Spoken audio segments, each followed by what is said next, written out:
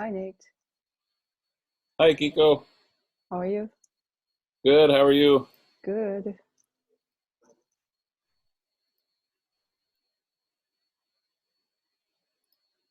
All right.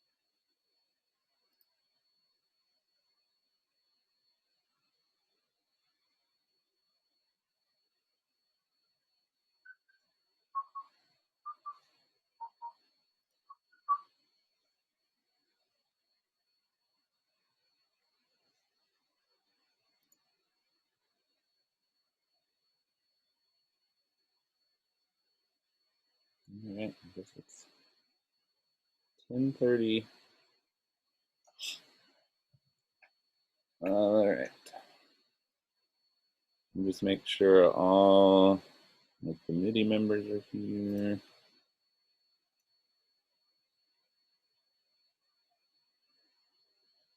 Okay.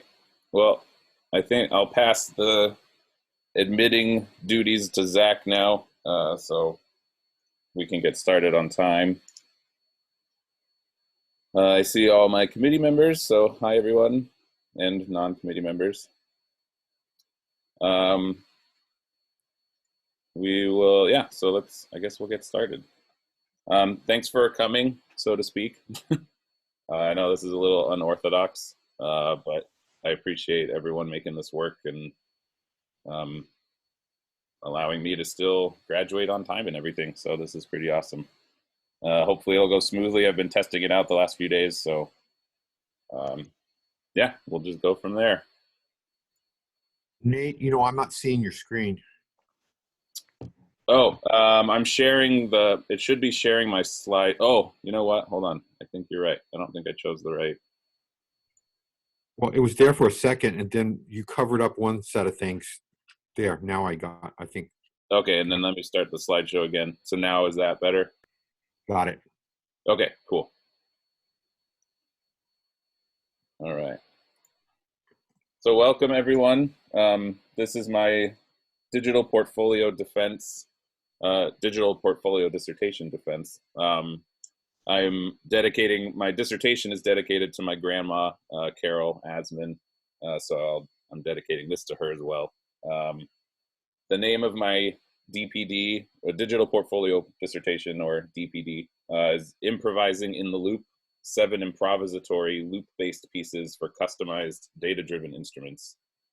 We're going to dive in to a look and a walk through the 7 pieces that make up my dissertation.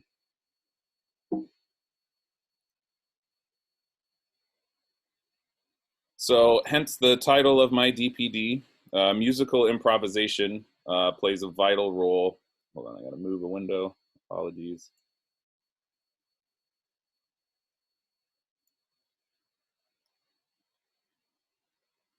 Let's see. There we go. Sorry about that, I had to move a window so I could see everything.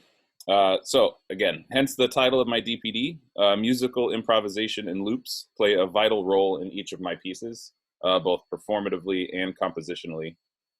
First, musical improvisation can be concisely be defined as the simultaneous invention and sonic realization of music. Improvisation helps me maintain a sense of freshness and originality within my music and performances at every iteration.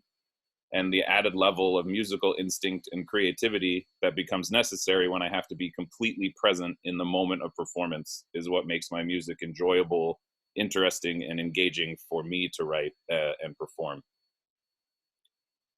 The idea of a loop hinges upon the concept of repetition, which for me then directly leads into the concept of rhythm. In these 7 works, I use loops in 3 main ways. First, the loops they lend a sense of form and structure to my pieces.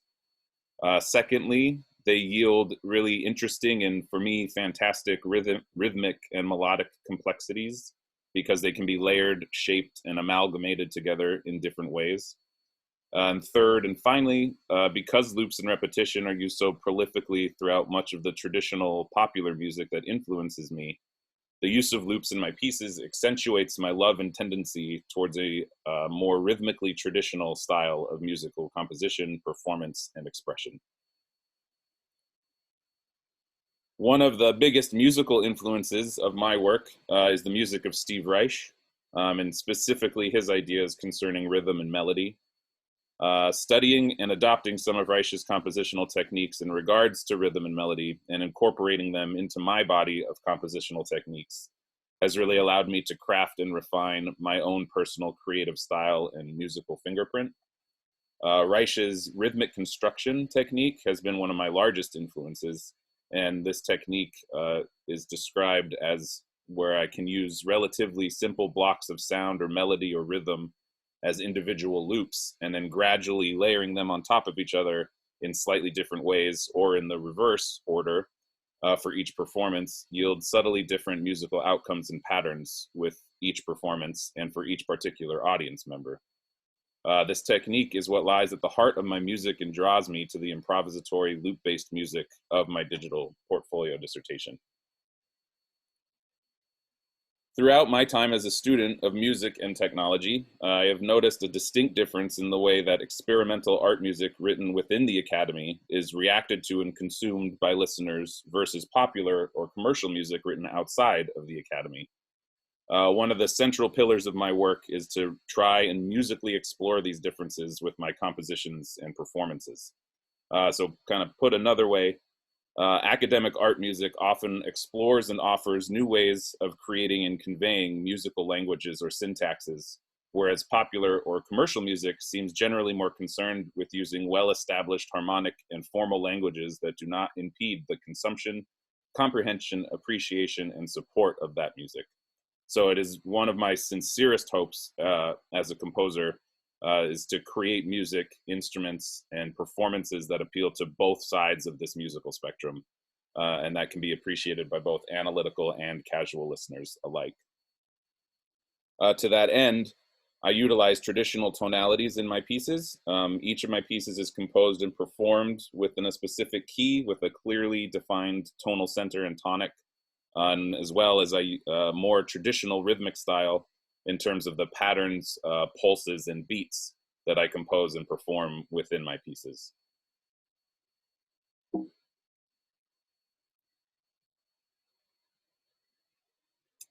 So each of the 7 pieces discussed here in my DPD were written for either a customized data-driven instrument utilizing a pre-built device, which is highlighted in the piece Trees, Trio 1465, Multios, and ArcMorph, or an entirely custom-built, custom-made data-driven instrument, which is then highlighted in Etude number 1 for Curve, Impromptu number 1 for Shruti-Box Plus, and Karios.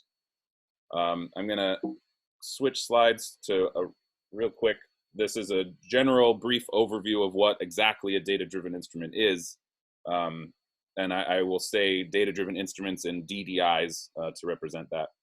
So DDIs are comprised of 3 main layers or modules, and they are comprised of a hardware performance interface, a data mapping software layer, and a sound synthesis environment. All of my DDIs in this portfolio and in all of my work fall within this paradigm. And to that end, when I design and implement a new DDI, the idea of audience observability has always played a really central role in my design and implementation of each of my DDIs, because most audiences have not seen or heard these devices and instruments in a musical performance environment before. I use a software environment called Max MSP as the data mapping software layer for each of my pieces, except for Multios, which we will talk about later, but that piece was designed in an iOS environment using my iPad. And then I also use Ableton Live as the sound synthesis and real-time performance environment for each of my pieces, again, except for Multios, which was done with iOS. So now we're going to jump into each of the 7 pieces in my portfolio. And first up is a piece called Etude Number 1 for Curve. Curve is a custom designed and custom built interface that I created with the help and guidance of John Park, my digital arts supporting area advisor. And then Curve is made out of a single slumped piece of acrylic, which I laser cut a piece of acrylic and then built a wooden form that I put the acrylic on, and I actually put it into the oven to slightly melt the acrylic to form that curved shape that the interface ended up taking. And attached to that acrylic are 20 FSRs, which are pressure sensors, 1.5-inch foam cubes on top of each of those FSRs, 2 soft potentiometers or touch faders, a 9 degrees of freedom motion sensor, and a keypad. And then I also attached 60 individually addressable RGB LEDs that are all of that. The lights and the sensors are all hooked up to an Arduino Mega microcontroller board. And I used the RGB LEDs and the foam cubes to really enhance and highlight my performative interactions with Curve and to be able to heighten the audience's observability of a performance of this piece. I used Max MSP as the data mapping software layer for this piece. And within Max, I was able to receive the serial data that was generated by my interactions with Curve and sent via the Arduino Mega into my computer via a USB connection, and then map, route, and convert that serial data into MIDI data, which is then sent into Ableton Live, which Ableton served as the sound synthesis environment and sound generating software layer for a performance of this piece. And it's where each data stream from Max was ultimately sent and mapped as MIDI data. My sounds for this piece were created using 4 different software synthesizer instruments inside of Ableton, and each of those instruments occupied a specific niche within the overall frequency spectrum. So each FSR's quadrant, first I divided the FSRs into quadrants, and each quadrant has its own specific assigned sound. So the upper left quadrant sound was created using a Max for Live software instrument that's modeled after a semi-modular 4-operator FM synthesizer, and that acted as really the synth lead that kind of cut through the other sounds of the piece. The upper right quadrant sound was created with an Ableton software instrument called Operator, which was generated, which also generated waveforms using FM synthesis, and that ended up being the highest pitched sound of the piece. The lower right quadrant sound was made using a sampled Fender Rhodes electric keyboard and functioned as a kind of synth pad. And then the lower left quadrant sound was made with a software instrument called Morpheus, which was sampled from a series of metal bars similar to a vibraphone, and that functioned as the bass sound for the piece. My use of improvisation in Etude is highlighted especially in the first section of the piece, where I move one by one through each FSR quadrant and create the underlying structure for the rest of the piece. I improvise my playing of each FSR, never playing exactly the same melody or pattern twice for each performance. So now I'll show you guys a clip of the piece.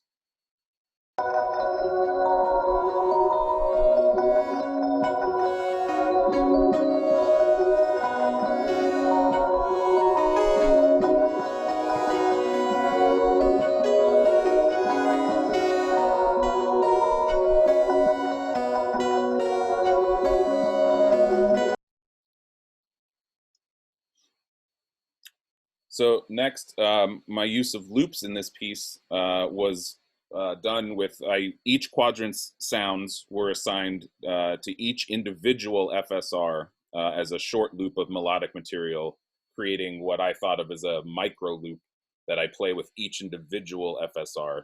And then as I play and layer each of those individual FSRs together with their micro loops, I record a new larger macro loop for each quadrant that then creates the underlying structure for the piece.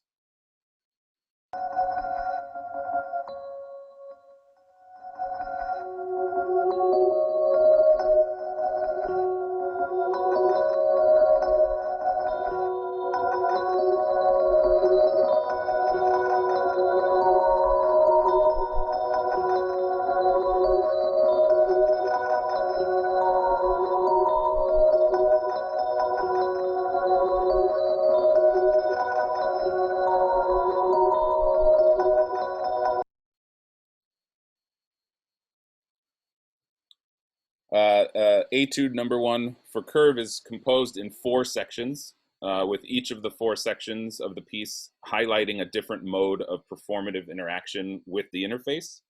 And also the RGB LEDs change their functionality for each section as well, helping me reinforce the idea that we're in a new area of performative interaction.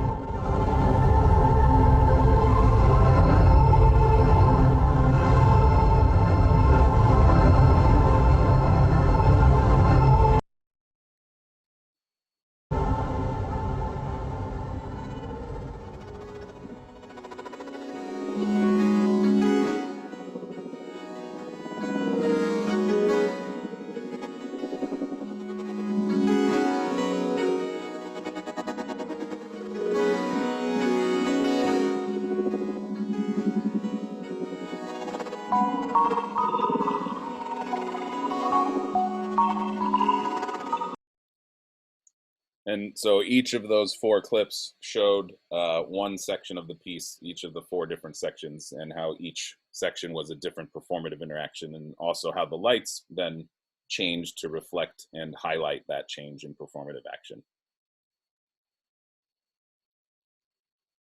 So the second piece we're going to talk about is called Trees. It stands for Trees Remixed, and it was written using an interface called the Monome. And the Monome has been my most used and most familiar interface within my performative arsenal for more than a decade. And it was also the main point of interaction, performative interaction, when I played with my band, Hamilton Beach, for the last 10 or so years. I used Max MSP as the data mapping software layer. And for the Monome specifically, the Monome is pretty unique in that it contains no pre-written software layer or script regarding its function. It simply sends and receives open sound control or OSC data that is, in this case, received by Max. And then I was able to use Max MSP to split the Monome's buttons into 2 halves, with each half turning the buttons into either toggles or momentary buttons. And then I also reused the original patch that I utilized for Hamilton Beach for the original song. I modified that patch for this piece as well. Ableton Live served as the sound synthesis environment for this piece and was also where I composed the original version of Trees. Trees, the original, was a tune I wrote for Hamilton Beach and performed many times with my band. I took each of my sounds from the original version of Trees and cut them up into short, small loops that then made up the palette of sounds that I used for this remixed piece. Each of the sounds that are heard in this piece were taken directly from the electronic sounds of the original version of Trees, including all of the percussion samples that I used for my finger drumming technique towards the end of the piece. I really wanted to maintain a strong connection to the original music, hence my reuse of the sounds, samples, and the interface that I used in a performance of the original. I have 2 audio clips from the original version of the song, just so to kind of put it in your ear where the sounds for this piece came from.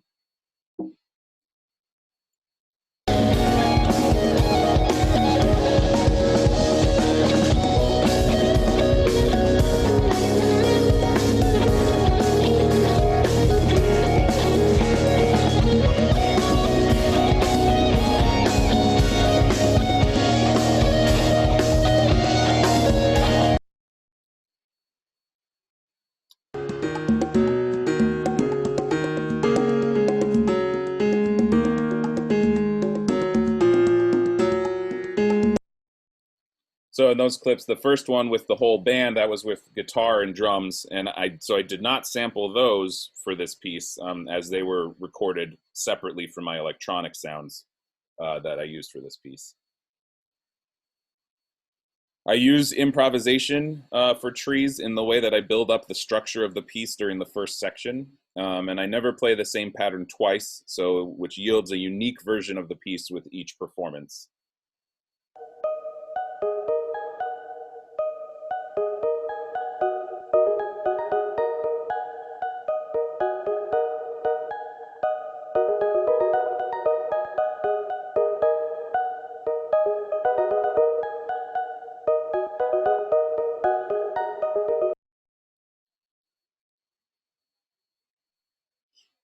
I use loops as the main building blocks of the entire piece. And again, they're made out of the sounds of the original version of Trees. And as each loop is layered together, sonic texture that is similar yet different than the original is revealed as I play.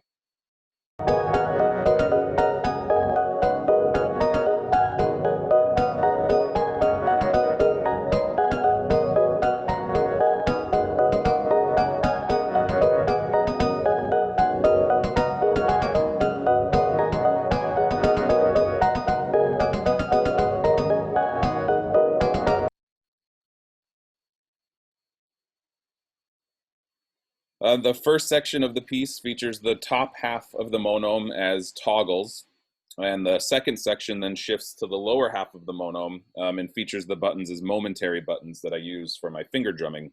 And so a toggle, just to briefly explain that, is a button is considered a toggle when if I have to press it once and then it's on, and then I have to press it again to turn it off. That means it's a toggle. Whereas if it's a momentary button, it's where when I press the button, it's on until my finger releases the button, and then it's off. So that's the difference between a toggle and a momentary button. And you just saw in those previous clips me using the buttons as toggles, and now here's me using them as momentary buttons.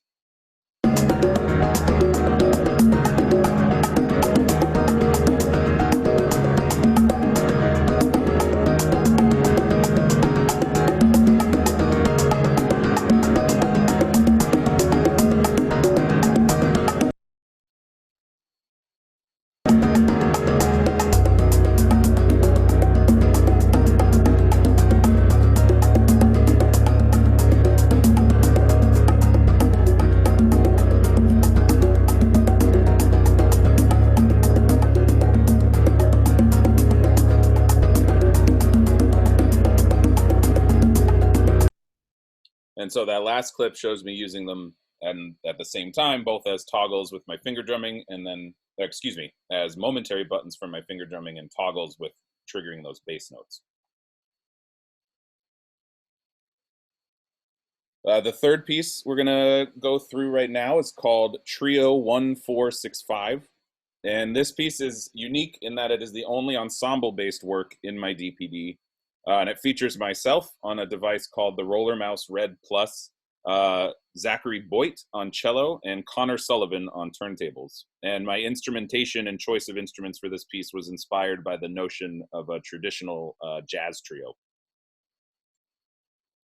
For my DDI in particular, the roller mouse sent its data into Max MSP as generic mouse data, which I was then able to map and convert into MIDI data from my control of the various musical parameters within Ableton. I also utilized Max as an audio recorder to record a 20-second buffer of audio from Zach's cello at the outset of almost all of the 7 sections of the piece. And then Ableton was the main sound synthesis engine behind my sounds of my DDI, and it was also the point of control via some Max for Live devices for the data that was generated by Connor's turntables and the Miss Pinky custom control vinyl records that we used to turn his turntables into DDIs in themselves. Miss Pinky is a set of software and vinyl products that work together to turn a standard DJ turntable into a DDI. And using this scheme, I was able to generate the sounds of my DDI, as well as load the recordings of Zach's cello onto Connor's turntables in real time at the outset of each of those sections, utilizing the Miss Pinky vinyls and Max for Live devices. One of the main concepts behind this piece was that of the idea of real-time sampling and simultaneous scratching of those audio samples created during a performance of the piece. So as Zach plays his cello, I was able to record these 20-second samples and push them onto Connor's turntables, allowing Connor to then scratch the audio that was literally just played as if it had already been recorded onto the vinyls beforehand.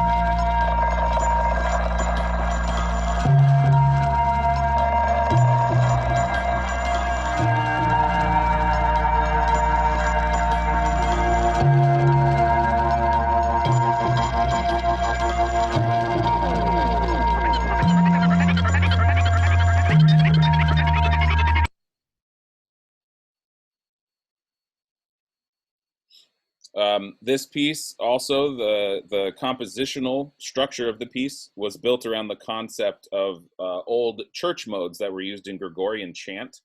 I wanted this piece to pay homage to chant due to its impact on traditional Western tonal music, and to reinterpret memories of past musical styles, but in a more modern way.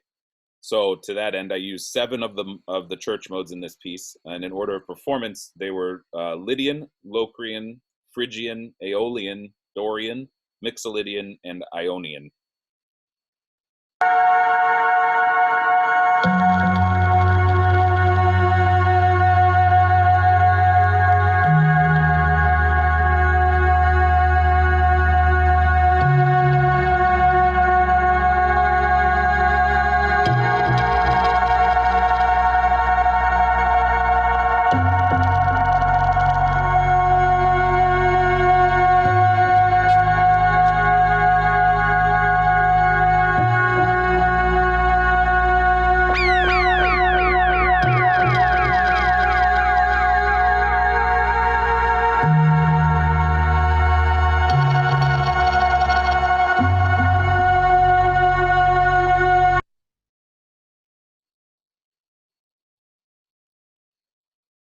So while the overall structure of the piece was composed beforehand, each individual section is improvised in real time with each performance. And all 3 of us improvised the melodies and material that we played throughout each section, but we stayed within the bounds of whatever mode whatever that mode of the current section was.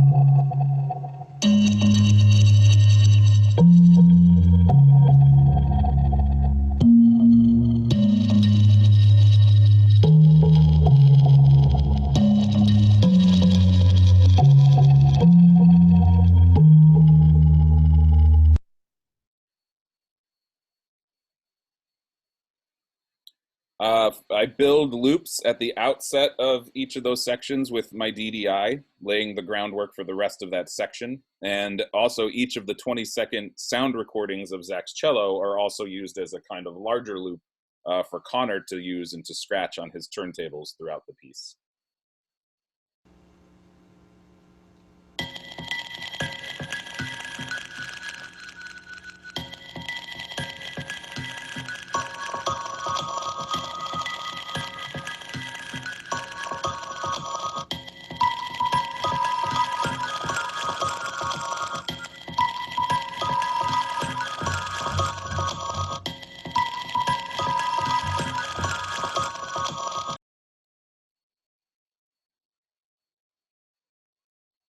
So we move on to the fourth piece in my DPD called Impromptu Number 1 for Shruti Box Plus.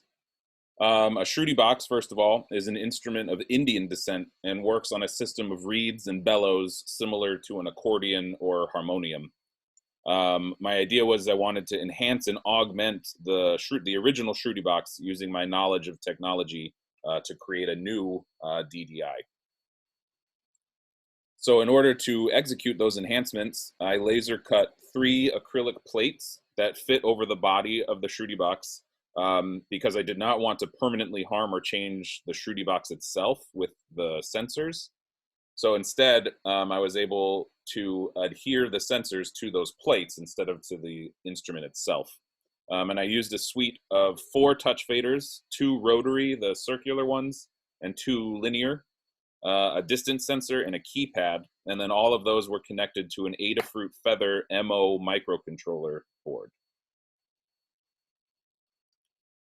I used Max MSP for data mapping, and Max received the serial data that is sent from the Feather board into my computer via a USB connection. And then I was able to convert and map all of that data that is generated by my interactions with the sensors into MIDI data and send it into Ableton to control my chosen musical parameters.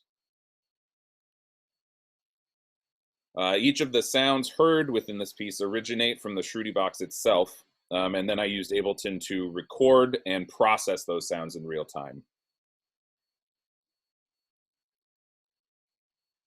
Each of the first 4 sections of this piece begins with me playing an unaltered note or chord from the Shruti box, which I process in real time using the sensors adhered to the acrylic plates on the instrument, and then I record that sound into Ableton as a loop for each of those 4 sections. I wanted the piece to revolve around the exploration of the original sounds of the Shruti box with the help of the various audio effects and processes that are controlled by my interactions with the electronics.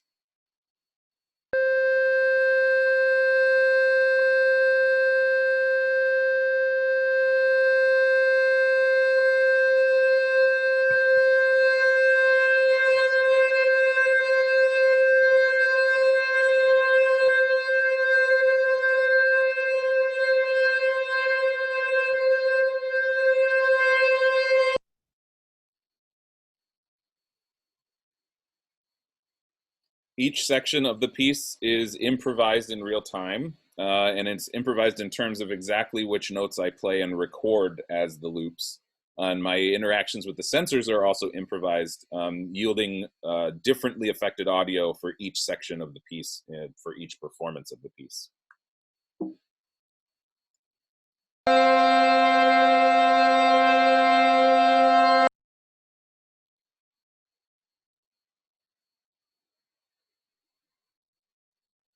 Oh, looks like that cut out.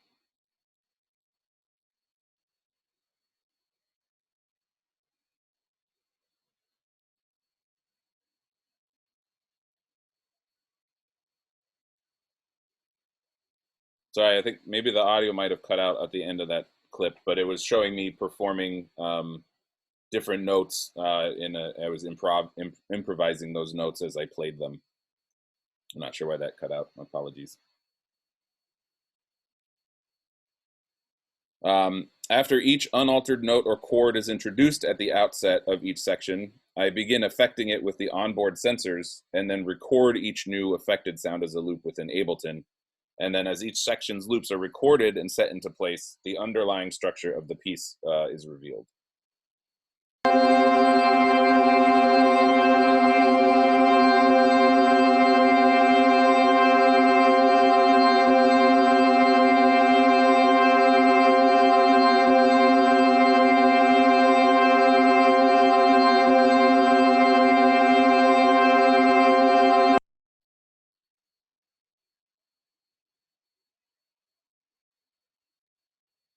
Okay, so the fifth piece in my DPD is called Multios.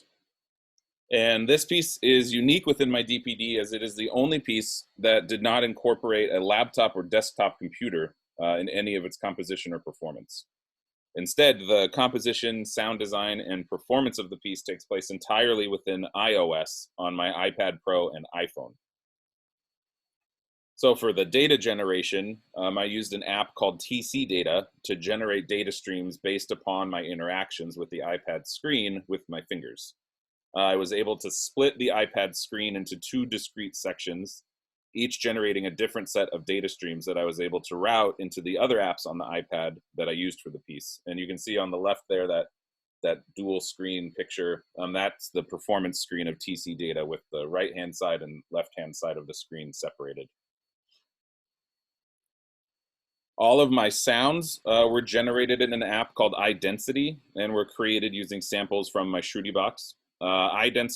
iDensity granulated and played those sounds based upon my interactions with the left-hand screen in TC Data, and eventually sent that sound into AUM to be processed further using a variety of iOS plugins. But before that, Audio Bus 3 first acted as the main nexus of audio routing for this piece, which was allowed me to route the audio from iDensity into another app called Loopy, where I was able to create the loops of the piece. Those loops were then sent into AUM, where I was able to process those loops in real time using a variety of iOS plugins assigned to different auxiliary buses, controlled by the right-hand side of the TC Data screen. I used my iPhone to control the creation and timing of each loop in Loopy with an app called Audio Bus Remote. And then I was also able to control the fading out of each loop at the end of the piece with my iPhone and that app.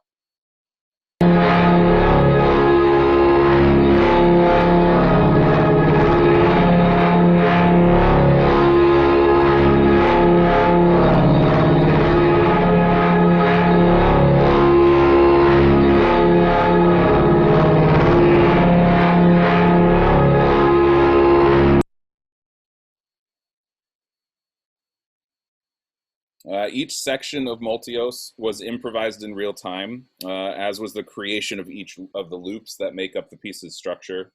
I used different styles of interaction with my fingers for each section, but no two performances of the piece are ever quite the same because of that improvisation.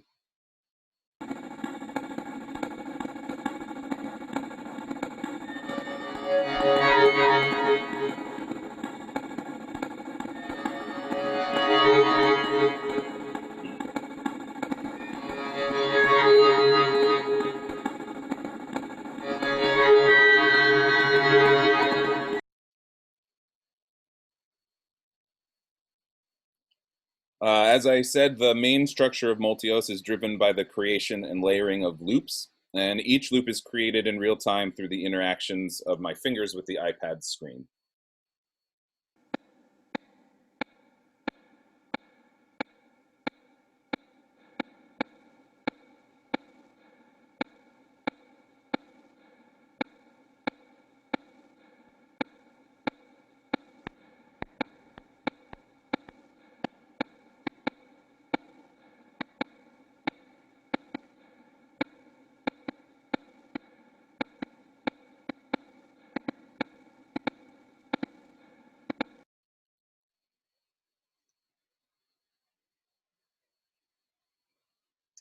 So the sixth piece in my DPD is called Arcmorph, and this piece was written for a device called the Arc, which is made by the creators of the Monome.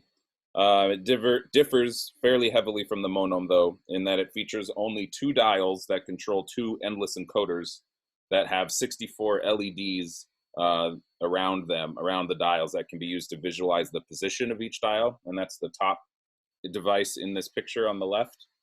And then below that is a device called the Sensormorph, which is a pressure-sensitive pad that, when paired with the music production overlay that I used for the piece, which is the black and pink part of that of the morph, when I used that for this piece, that yielded the button and fader-like control that I needed and wanted for a performance of Arcmorph. I used Max MSP for the data mapping of this piece, where I receive the data that is generated by both the ARC and the morph, map it and convert it into MIDI data, and that is sent into Ableton. However, the ARC required much more treatment of the data than the morph, because the morph actually sent MIDI data into Max natively, whereas the ARC, similar to the Monome, the ARC's data entered Max as open sound control data. So, and then in Ableton, I used each sound that is heard in ARC Morph originated as an audio sample from my Shruti box. And then I used Ableton to generate and process each sound during the performance. The two endless encoders that are controlled by the dials on the ARC offered me a very fine, nuanced navigation of the sounds that I assigned to each of those dials. And then the morph was able to balance out my performative interface by offering the button and fader control that I was also looking for during composition and performance.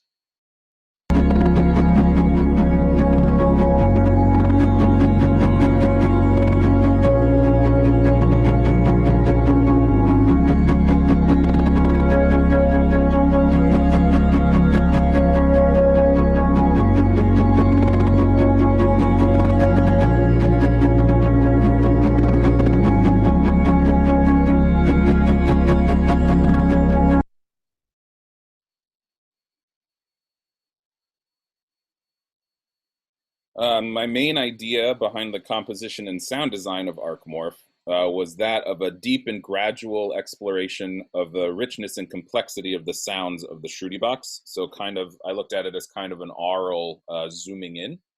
I used granular synthesis and granular audio effects, and I was able, using those effects, I was able to really delve into and reveal those complexities that make up the sounds of the Shruti box, because the Shruti box's sound is so timbrally rich on its own that I really wanted to explore those timbres and those sounds within this piece.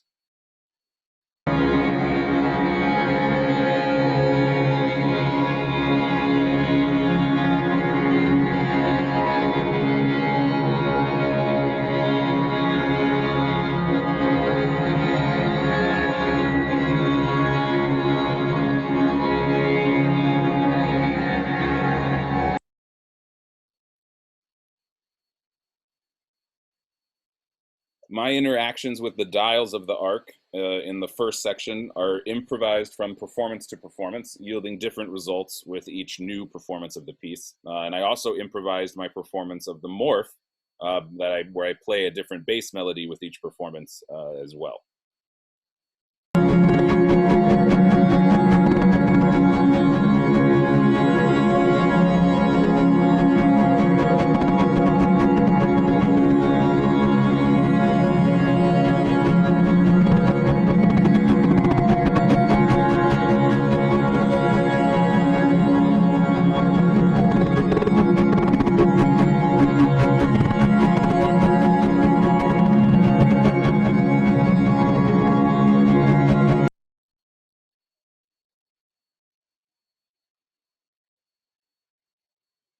I again utilized loops as the foundation for this piece, where I record a total of 4 loops throughout the first section of the piece. And each loop builds upon the previous one, starting from the lowest frequencies and building up to the higher ones with each added loop.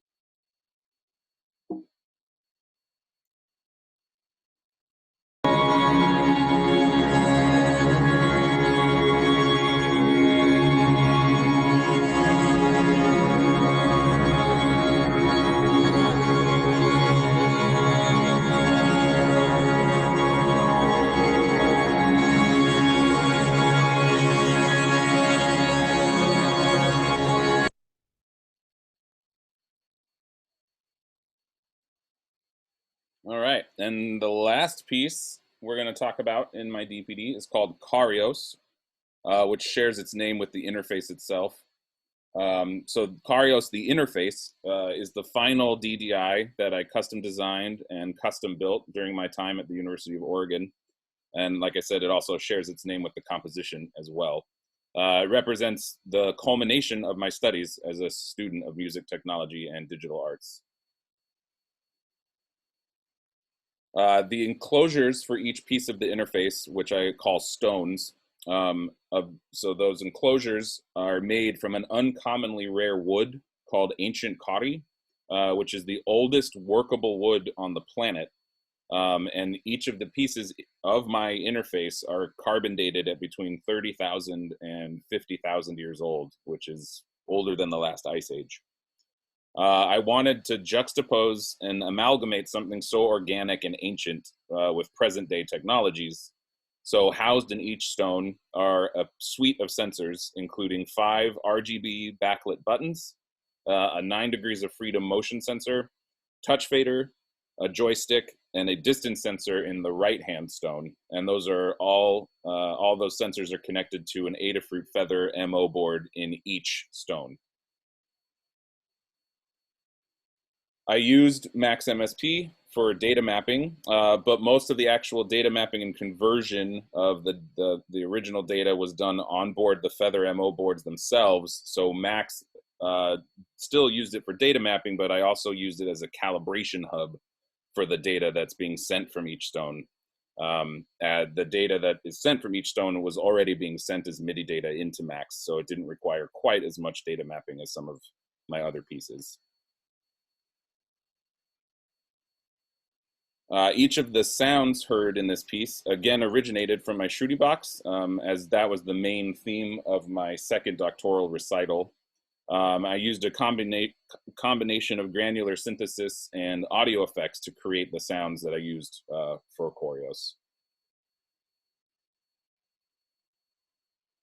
Each stone sent its data wirelessly into Max as Bluetooth low energy MIDI data, which allows me to simply connect to the stones to any computer or device that accepts Bluetooth MIDI data.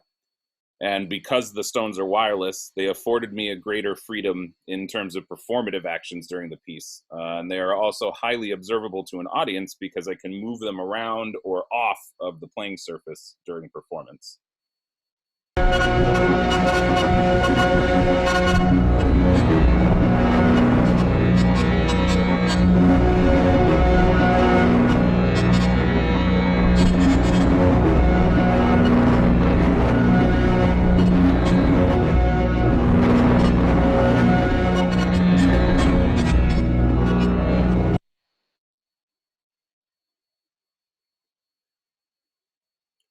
I use improvisation in the way that I play each individual note and melody during the first section of the piece, yielding a different underlying structure for each performance. And my performative actions with each of the sensors are also improvised in real time, allowing me to simultaneously listen and discover new sonic areas of exploration during a performance of the piece.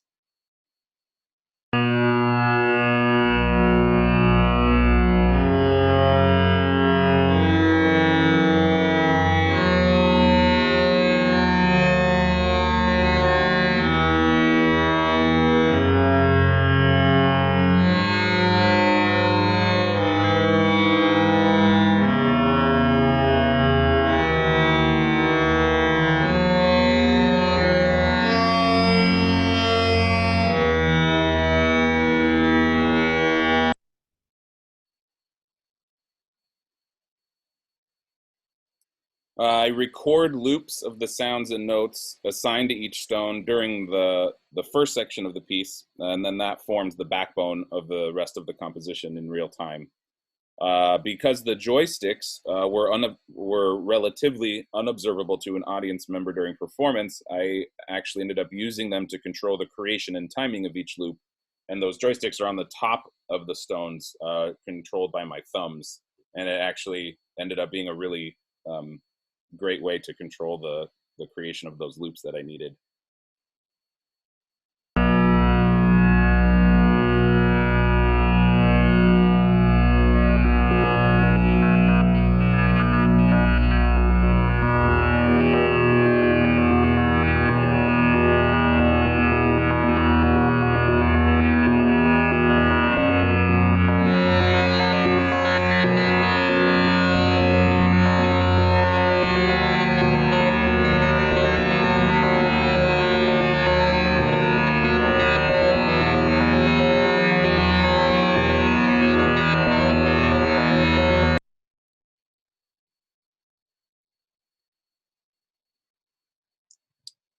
All right, and I think I finished a little earlier than I thought. I think I rushed a little, but that sums up my presentation for my defense.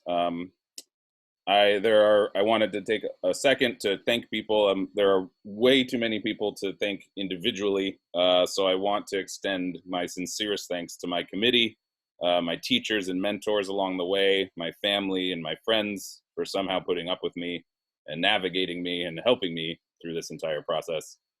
I could not be more proud of what I've accomplished and learned throughout my graduate studies, and I can't wait to become an educator of music technology and digital arts in my own right at SUNY Oneonta this fall. So like literally, I can't thank all of you enough.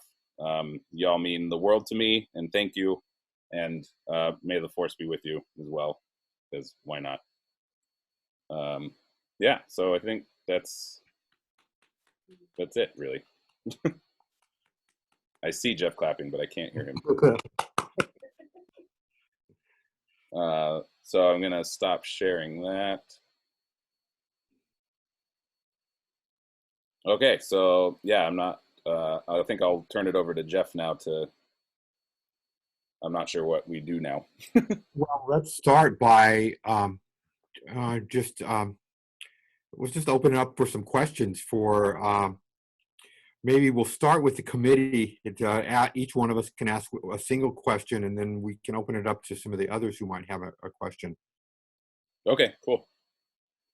Colin, Akiko, John?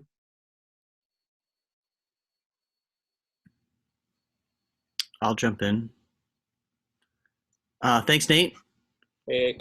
I love the presentation, inclusion of video descriptions. And so this, in terms of the document and what you've presented today concisely and thoroughly, I'm actually curious to hear your thoughts about what is the next music project music project you're currently working on, or the next music project that you are planning on working on. Yeah, so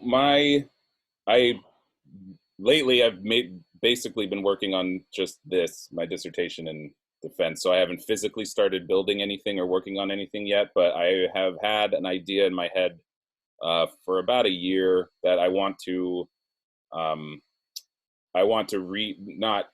not so much redesign the monome, but just kind of do my own take on it in a different way. But I've been really interested lately in I would like to try my hand at building an analog synthesizer. So all of the devices and DDIs in here in my portfolio, minus I guess the Shruti box, which does generate its own sound. Most of my DDIs do not in and of themselves create sound from the interface itself. And I would like to start or try my hand at building an interface and sound generator using electronics. Whereas like the Shruti box obviously created sound acoustically, I would like to try my hand at some analog synthesis and incorporating that into an interface as well. So like I said, I've mainly been working on this stuff, but it's been floating around my head for a while, and I'm excited to finally be able to start getting it out. Thank you. Yeah, thanks. I'll jump in. Nate, Hi. thank you very much for your presentation. Thank you. It's really refreshing to hear you talk about those pieces, even though you wrote about this in the documentation. So I appreciate it. Thank you. Yeah, and loop, improvisation, tonality, those things seem to be very important to your musical making and as a performer, artist, right?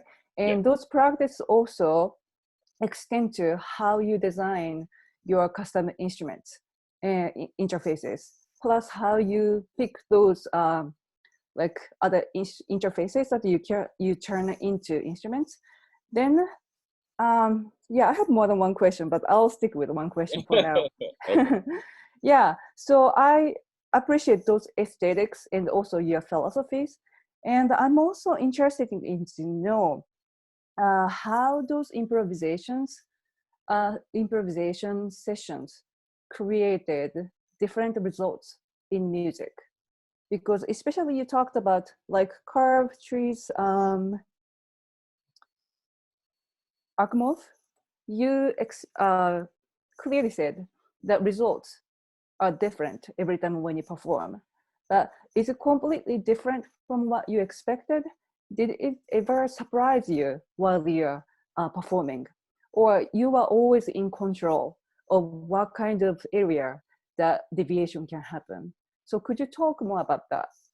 Yeah, definitely. There were times where I was surprised at the results of what happened while because like I said, I improvise, and so for me, I kind of call it like a jam when I'm writing a piece. Especially, I just kind of play and see what comes out, and then find the parts that I really like and explore those parts further, which then ultimately ends up turning into the piece.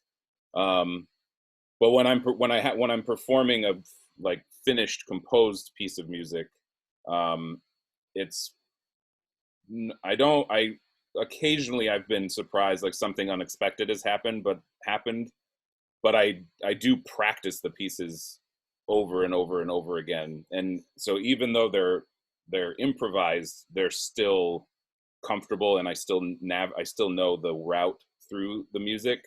I think the easiest thing I could compare it to is kind of like a jazz tune, where the overarching structure, like we know what song. So like when Miles Davis would play "So What," everyone knew that it was "So What," but then the solos and the different parts of that tune would become improvised in real time, but it was still that song or that beat. Okay.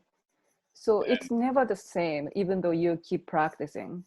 Yeah, Still. Yeah, every time I play the piece, it's still that piece at its core, and you could tell, like when I play Arc Morph versus Trees, you can tell that those are those pieces, but they're gonna be they're gonna vary from performance to performance.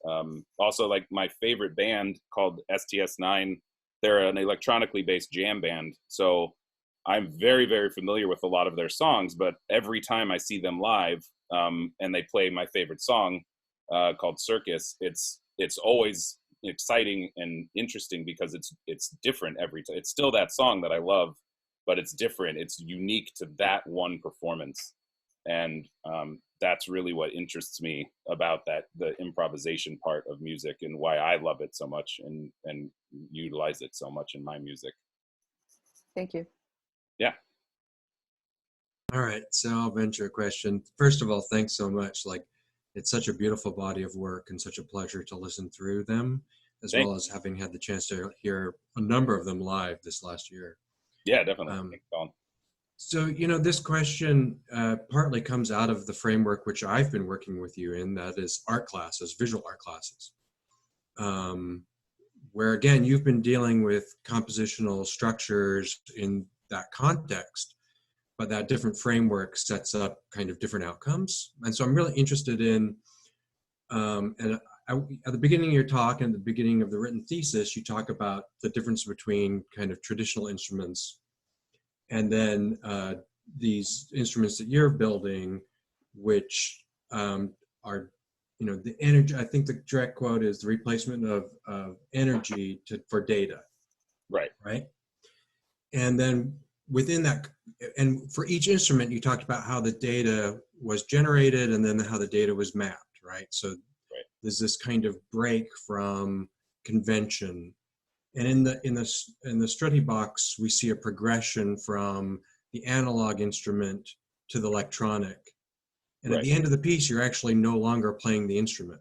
We're just hearing you mess with the sensors, right? So there's a progression within that piece in terms of, but one of the things that just like, again, like coming from a context where I've seen your installation work and I've seen, other sorts of outcomes, I'm interested that once you break that connection between, like, the stream could come from anywhere. The stream could come from seismic data.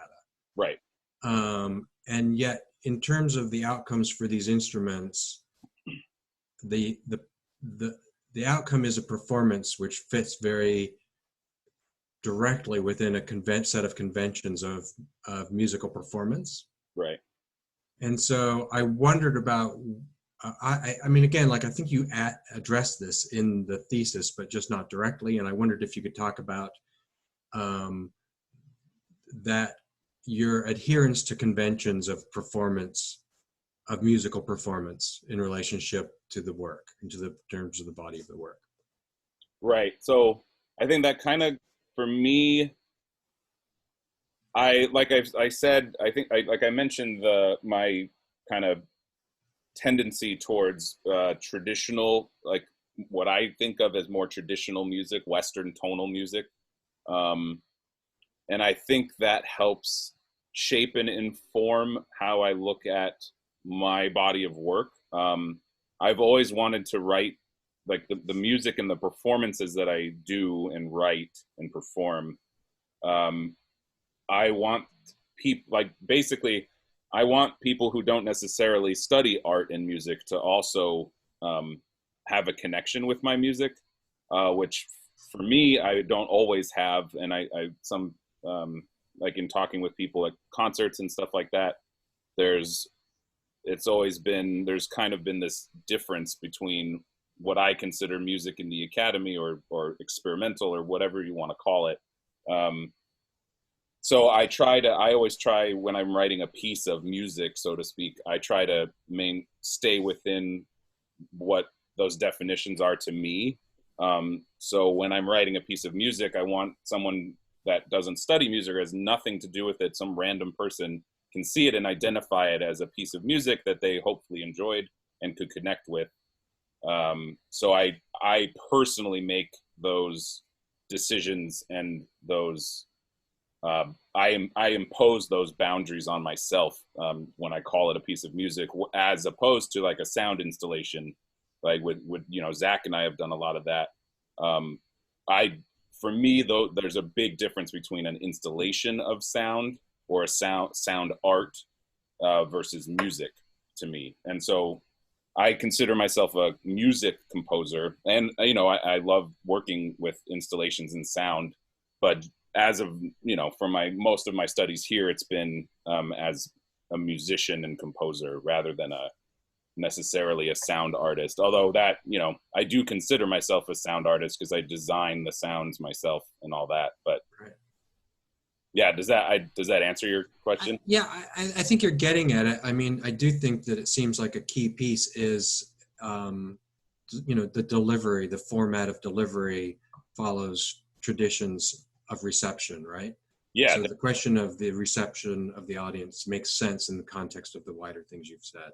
Yeah, definitely. Again, like I love some of the sound installation work you've done in other contexts. I love those, and those things. Working with that is really refreshing, and it helps keep me like fresh and it opens up new ideas and new worlds to me sonically that I can, and it changes my view of what is music and what is sound art versus music versus an installation, and those it's all fascinating, and it's helped shape me as an artist, not just a musician.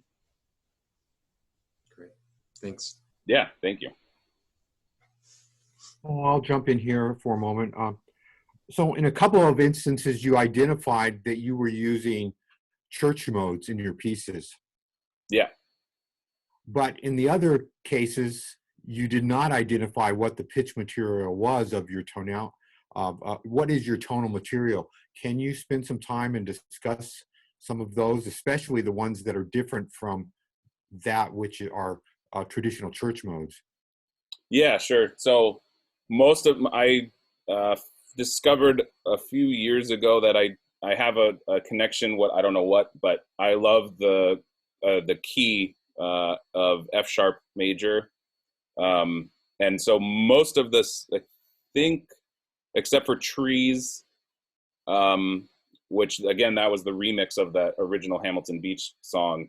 Most of my pieces are in what I would consider F sharp major, that as the tonal center. So when I sampled the sounds in Arc Morph, Choreos, Multios, and Shruti Box Plus, sampled the sounds of the Shruti box in that key, and those are the sounds that I sampled. And then in Karios, is like let's see, Karios and Multios, or no, excuse me, Karios and Arcmorph, I was able to stay within that key to me. Curve, all of that melodic material is all it's all in F sharp major as well. So when I created those sounds and then sampled each of those little melodic loops, they're all within that key to begin with. So there's not a lot. I think Trio is probably the only piece where I actually change the mode that we're in. We're still in F sharp major, but the mode is changing throughout the piece. Whereas my other pieces they all generally stay within one mode, which is like F sharp major or Ionian, like that. I think, yeah. Did that answer? I think that answered your question. I hope. Oh, I can't hear you.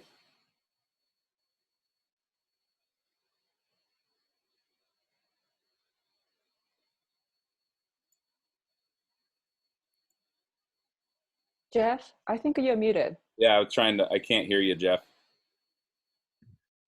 Here. So I'd like to open this up for other people to be able to ask questions, and then the committee can jump back in when they feel compelled to do so. But let's invite others to ask questions that they may have.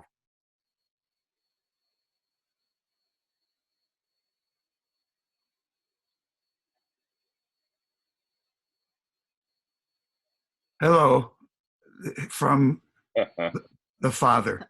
All right. First of all, Nathan, extremely proud of you for putting all this together, and it's hard to put in words, but I tried. So I'll move to a question.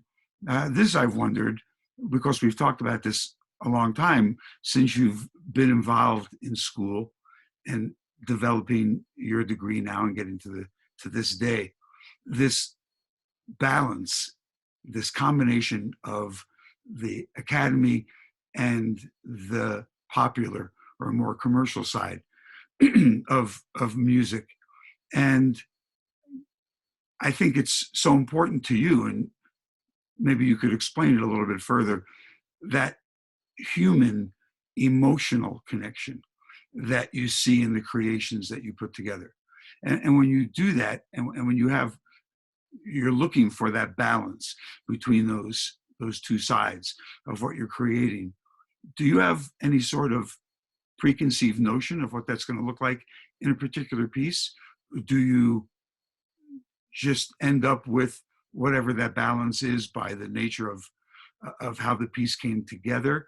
Or do you have a formula that you look for where you're balancing those two sides, so that when the piece is completed, you're satisfied with what you've created at that point?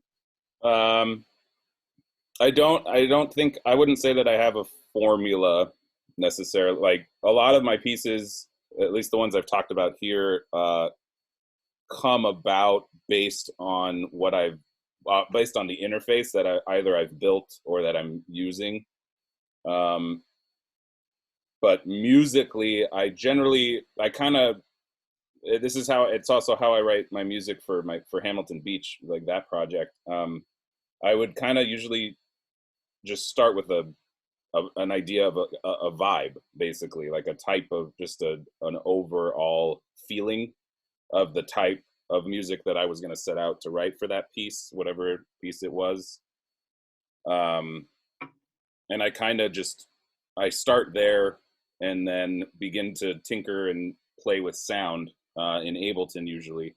And like I said, most of my composition is born out of what I call like jamming. Like, I sit there for hours and days and weeks and play with sound with whatever interface I'm using, and I just tinker basically and experiment. And then when I find something I like, I go and explore that further.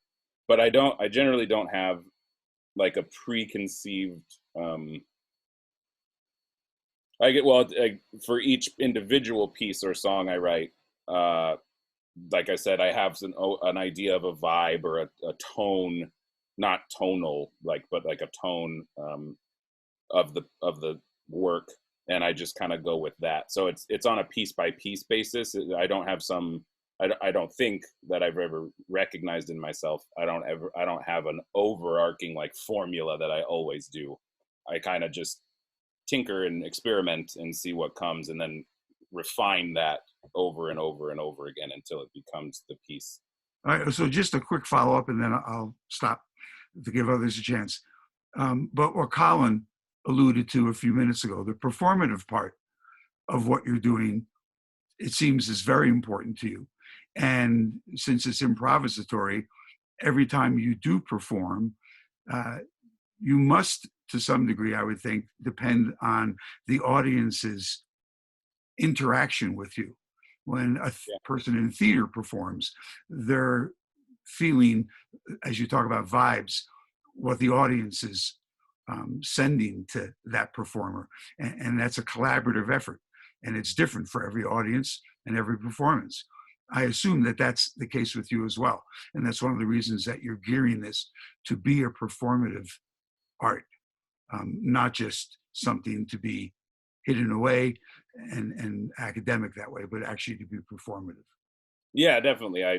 The performance, I love performing. And the performance, like, that's what makes the improvisatoriness. No, that's a real word. This is my dissertation defense. I can make up words. Whatever I just said, the improvisation, that's what makes it fun for me to perform live and to write it. But that it adds that like extra excitement to the moment of the play. Like, I know I can nail it and play it the best I've ever played it, and I just, for whatever reason, that piece was awesome that time. Or like sometimes I mess up and like I screw up, and it's that heightened that adds excitement and interest to me as the performer, and I hope that is conveyed to the audience as well when they realize, or they know beforehand or whatever, that there's improvisation happening there. I think there's a heightened level of attentiveness and to the music, because it's all in the moment, like, and there's this kind of performative feedback loop where I'm performing, but I'm also listening to what I'm performing and letting that dictate where I go with it. And that's kind of what makes it fun for me. And I hope my sincerest hope is that the audience feels that as well. And if they don't, that's fine. That's, as grandfather would say, that's what makes horse racing. But, hopefully they do feel that with me. And I'd like to take them on a journey with me musically. So following up with that, Nate,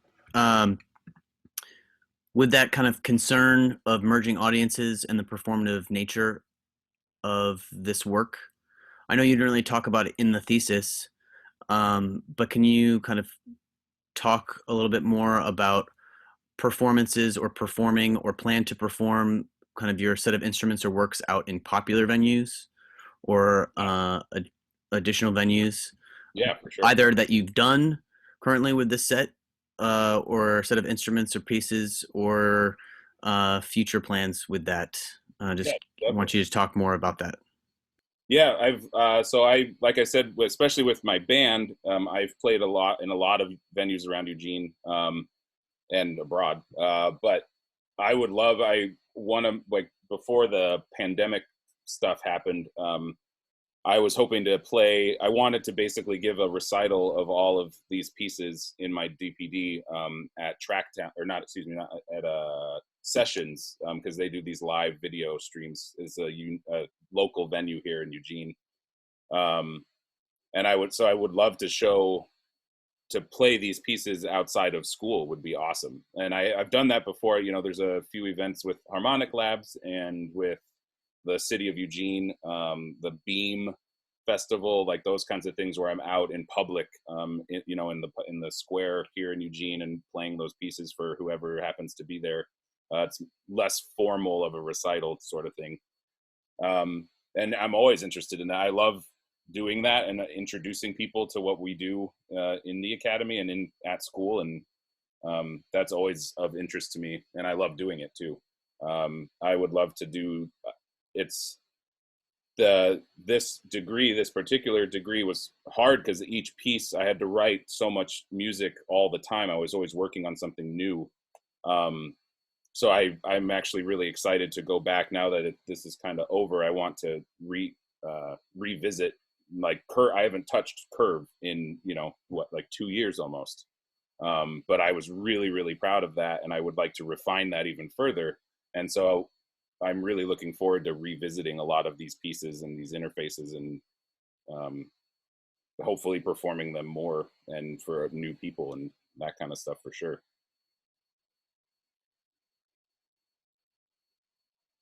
I would like to ask you one more question. Yeah. So your interfaces includes custom designed, completely built from scratch, also augmented instrument, including acoustic instruments, and also adapted interfaces used as instruments, which were originally made for something else. And yeah, so I would be curious to know about the curve and also Carios. The structure. I'm sure you put so many thoughts on this, and you designed it carefully, thinking about how you are going to play those interfaces, part of the big instrument system. But let's say if I become a devil's advocate, and let's say, those things you use with fingers, let's say you had cubes, those spongy stuff you push down, right, and FSR would react. And also you have buttons on Carios on both sides, 5 buttons. Can you just can you do the same thing with just using MIDI keyboard? What if someone asks you in that way? And it's obvious that those interfaces have much more than what one keyboard instrument can do, or the interface can do, because it's within the range of your hand where you can pick it up and do something else. But still, with a combination of different interfaces, maybe you could simply use MIDI keyboard. Sure. I don't believe it in person, but that can be a possible question. People. I think that's a great question too. And I guess I would say the first thing that popped into my head while you were asking that is that because I'm using non-traditional, like I'm not using a keyboard, my mind doesn't automatically go to the piano, and I don't play necessarily like if it's not a keyboard. When I see a piano keyboard, I go and I play it like a piano. That's my first inclination, because it's just so ingrained in what we do as musicians. So when I am using a new interface, even though they have buttons for each fingers like a piano keyboard, it's I interact with it, and I find myself, I go to different places that I wouldn't necessarily go with a piano or with a MIDI keyboard. Different places, meaning? Like I guess I explore different areas of performance and different sounds too, because I don't know, partly probably subconscious. When I see a piano keyboard, I think of piano keyboardy sounds. Whereas when I see something that has no resemblance to that, but is still an interface for musical expression, it kind of frees my mind a little bit that I don't get kind of stuck on the traditional, just the piano part of it. Even though I'm interacting with it in a similar, like I'm using my fingers to press individual buttons that produce individual sounds, I still, especially from a performative standpoint, I find myself discovering different ways of interacting with it that maybe I would discover those with a piano keyboard, but I feel like my first inclination is that would take longer, and I wouldn't necessarily get to the same conclusions. So I think it's a matter of, like, that certainly is a big part of it for me. And then also just working so for Curve or Carios that I literally built from scratch, the process of designing those and understanding ergonomics and the way like performative ergonomics, I guess. And just those are things that I think about when I'm coming up with something from scratch that hasn't been done before. Whereas like a piano keyboard has been there for many, many, many years. So it allows me to kind of rethink my performative act, like, I just lost the word, performance practices. It lets me kind of have a blank slate with the in terms of performance practice, because there is no performance practice with something that I just made out of whatever. Yeah, so, and I think that also adds, it allows me to really discover and work with it in a different way than I would if I just had a piano keyboard and put a motion sensor on a piano keyboard and then played the piano, and then I can lift it up, but it's still the piano keyboard that I lifted up. It's not something new. So I'm not necessarily thinking of the new different ways I can interact with it. Okay. And yeah, thank you for your answer. It makes sense. And in addition to what you were talking about, could you also talk about the musical aspect related to those decision making that while you were doing designing? Because like Michel Weisbitz, he has the interface hands, right? Right. And he was talking about, since we have all access to the music making tools or the concepts, that we don't have to think in stepwise, like a do, re, mi, fa, sol, la, ti, do anymore, right? But he still did have those, you know, like, I don't remember exact number of those push buttons, but he did still have something he could play with, like a stepwise. And you kind of have the same kind of system. You have the continuous data flow plus also on and off. So how do they relate with your musical practice? I think that it's hard, like, let's see, it's hard to get away from what's been ingrained in me for so long about music.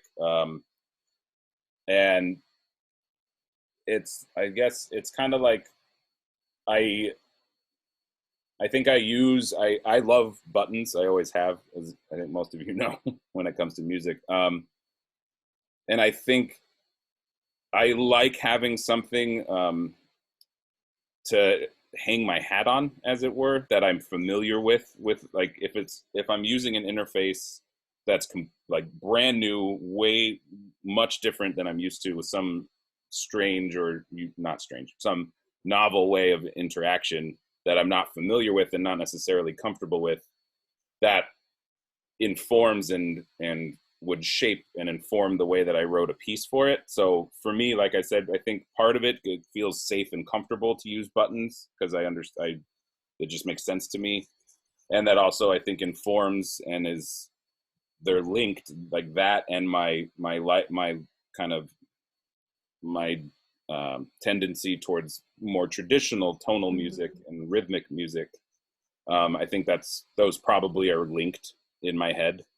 Not to say that I don't, like, I think being pushed out of my comfort zone is really important and has helped me learn and grow as a musician and a performer. But at the end of the day, for me, I like to have some sort of anchor that I am familiar with, that's comfortable to me. And that probably that's probably on many different levels of my psyche. But it's like, I like to be pushed, but not too far out of my comfort zone. Sure. But like I said, I mean, and Zach has been especially good at pushing me out, thinking about things differently when we jam together and stuff. And so I know it's good, like, it's always a good thing, but it's not always easy. And so eventually, maybe on the next round of interfaces or instruments I build, I'll really get away from what I'm comfortable with. But I kind of have a feeling that, at least for now, that there's gonna be buttons on most things I build, probably. Even if they're not used, they're still there. So that makes me feel grounded a little bit. Got it. Thank you. Yeah. I really liked your answer to that question. I mean, it seems like you come very close to suggesting that the structure of the hardware is part of the compositional structure, but you don't quite go there. Right. And again, like rather than thinking about whether buttons are conservative, you know, because they are comfortable, or some other sort of interface might be push you more or whatever, maybe the question is more about like that in the creative process, the building your own structure that includes hardware and software and performance is actually the whole composition needs to consider all of those components. Yeah, absolutely. I think that's absolutely true. And I would, I mean, yeah, I didn't explicitly say that, but I would say that. I think, especially when we're building new DDIs or new instruments or interfaces for musical expression, they certainly inform and are part of the composition and the compositional process. For me, it's been a big feedback loop. Like when I designed Curve or Carios, those designs and those choices that I made in the physicality of the interfaces, those definitely inform and guide me through the composition of the piece. Like 100%, that's a part of that feedback loop. So I think when I consider the physicality of whatever I'm using to make music, especially when it's something I'm designing or repurposing or something, that plays a very large role in the musical outcome and the musical composition, for sure. Yeah, so I want to, again, like I think that's really clear in this body of work. But I also think about someone like, Myron Kruger, who we talked about in my emerging tech class, for whom the outcome is actually secondary. The compositional structure is in how he thinks about the interactivity and not the outcome of the piece. Right. So the musical outcome and the video outcome is given over to the interactions of not of musical performers, but of any random audience, right? Right. So in his case, like the balance, it seems like there would be a range of approaches within that question of where the composition lies. Right. And I again, like you've referenced in terms of your influences, you primarily talk about Steve Reich, but also popular music. I wondered if there's anybody who you think about as an influence in regard to this strange space between hardware, software, and performance in terms of thinking about the bridge between those as a compositional structure. Right. I mean, I definitely have influences. Like Brian Crabtree and Kelly Kane, the two creators of the Monome.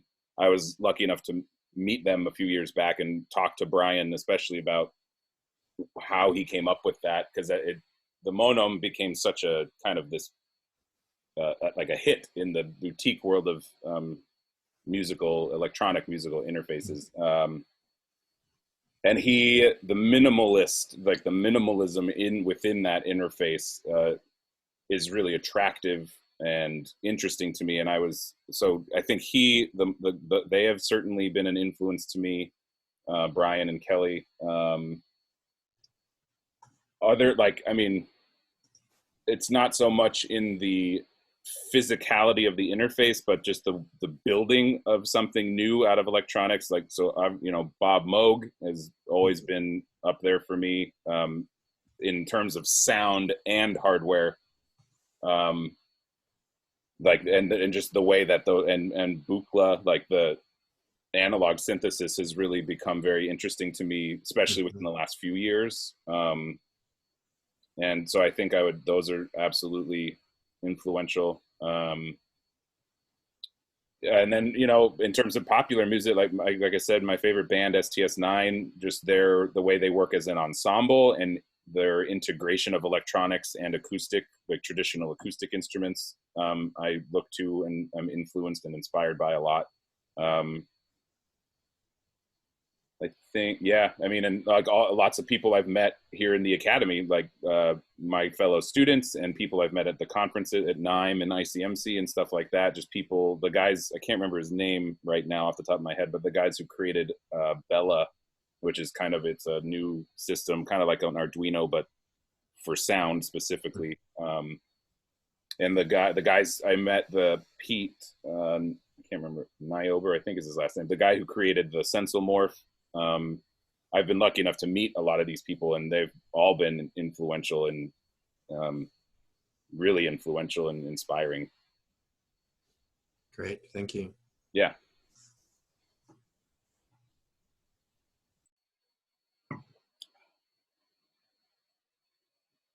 Okay, I'll re-enter now.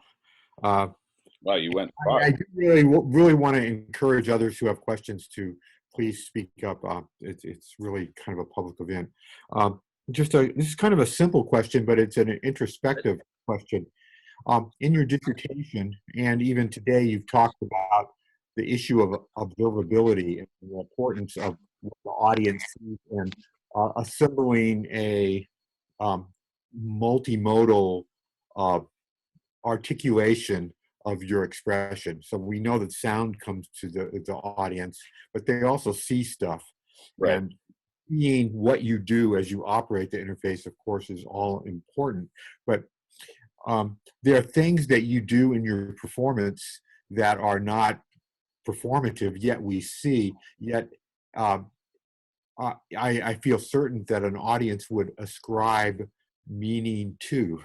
So this is, that a meaning is assembled, not just, the message is sent at one point, but is received and then reconstituted, probably with some sort of overlap with the original message, but based on cultural background and musical background and also life experience and all sorts of educational stuff. It is reassembled and provided new meaning. Right. Can you talk about one of the things we see, this kind of, you seem to, I would say, allow your physical motion that is not performative to kind of parallel and move in sympathy with the sounds that are being heard. So particularly I noticed like head movements in a lot of your pieces. How do you imagine an audience ascribes meaning to that? Yeah. Or have you thought about that particular one, or other physical motions which you, which the videos reveal that you, I don't say use, but you move in sympathy with the music in a very particular way? Yeah, definitely. I think that, I guess in terms of, so to start to answer, I don't necessarily, or actually I think I can say rather safely that I generally don't think about that, like my physical movement, unless it's with exactly what I'm interacting with the interface. But when I move, and for me, it's like and it's most of it is subconscious. I think, I don't think I do that necessarily on purpose, but when I move it, I think it signifies that I'm into it. Like I'm feeling the music as I'm performing it. And I think that is important for an audience. Like when they see that I am enjoying it, or it's affecting me and I'm moving with the music, I think that indicates to the audience that I'm really into it. I'm not just sitting there like bored looking and just like hitting a button. Like if I played that monome piece, especially because the monome is so minimalist, if I just sat there and didn't move and just did that, like that's a very different performance than me like really engaging with it and moving to the music as I'm playing it, I think. I mean, for me, I find that it gives me a visual not a complete visual representation, like it's not a parallel representation of what we're hearing, but it represents an element of what we're hearing, and that element gets a kind of a physical manifestation, which we can appreciate vicariously, because we are also human and we move like you move primarily. Right. But it's also a visual, we can interpret that. So certainly live performance has that capacity to allow us to experience the music with these other dimensions affiliated with it. Yeah, definitely. I agree with that, absolutely. And like I said, when I move, for me, like most of it is subconscious, I think, when I'm trying to think about when I perform. And so times when I perform when I'm really nervous, I like at the beginning of a recital or something like that, I don't necessarily move as much because I'm so nervous and I'm thinking about exactly what I'm doing, which usually makes me mess up. So I think it also, for me, is a kind of a sign of how comfortable I am in that moment, in that performance. The more I move and I'm in, quote unquote, into the music, the more I move and kind of lose myself in it. Okay. Yeah. Hey, Nate, I got a question. Hey, Jet. Hey, first, it's been a real treat seeing your growth and development over the years. So yeah, thank you. Question is looking ahead, you're about to become a teacher, and what would you say might be 3 values that you hope to foster in your students, and out of your body of work or practice or like design concepts, how would you model those 3 values to your students? Yeah. Well, that is a good question. And off the top of my head, I think so.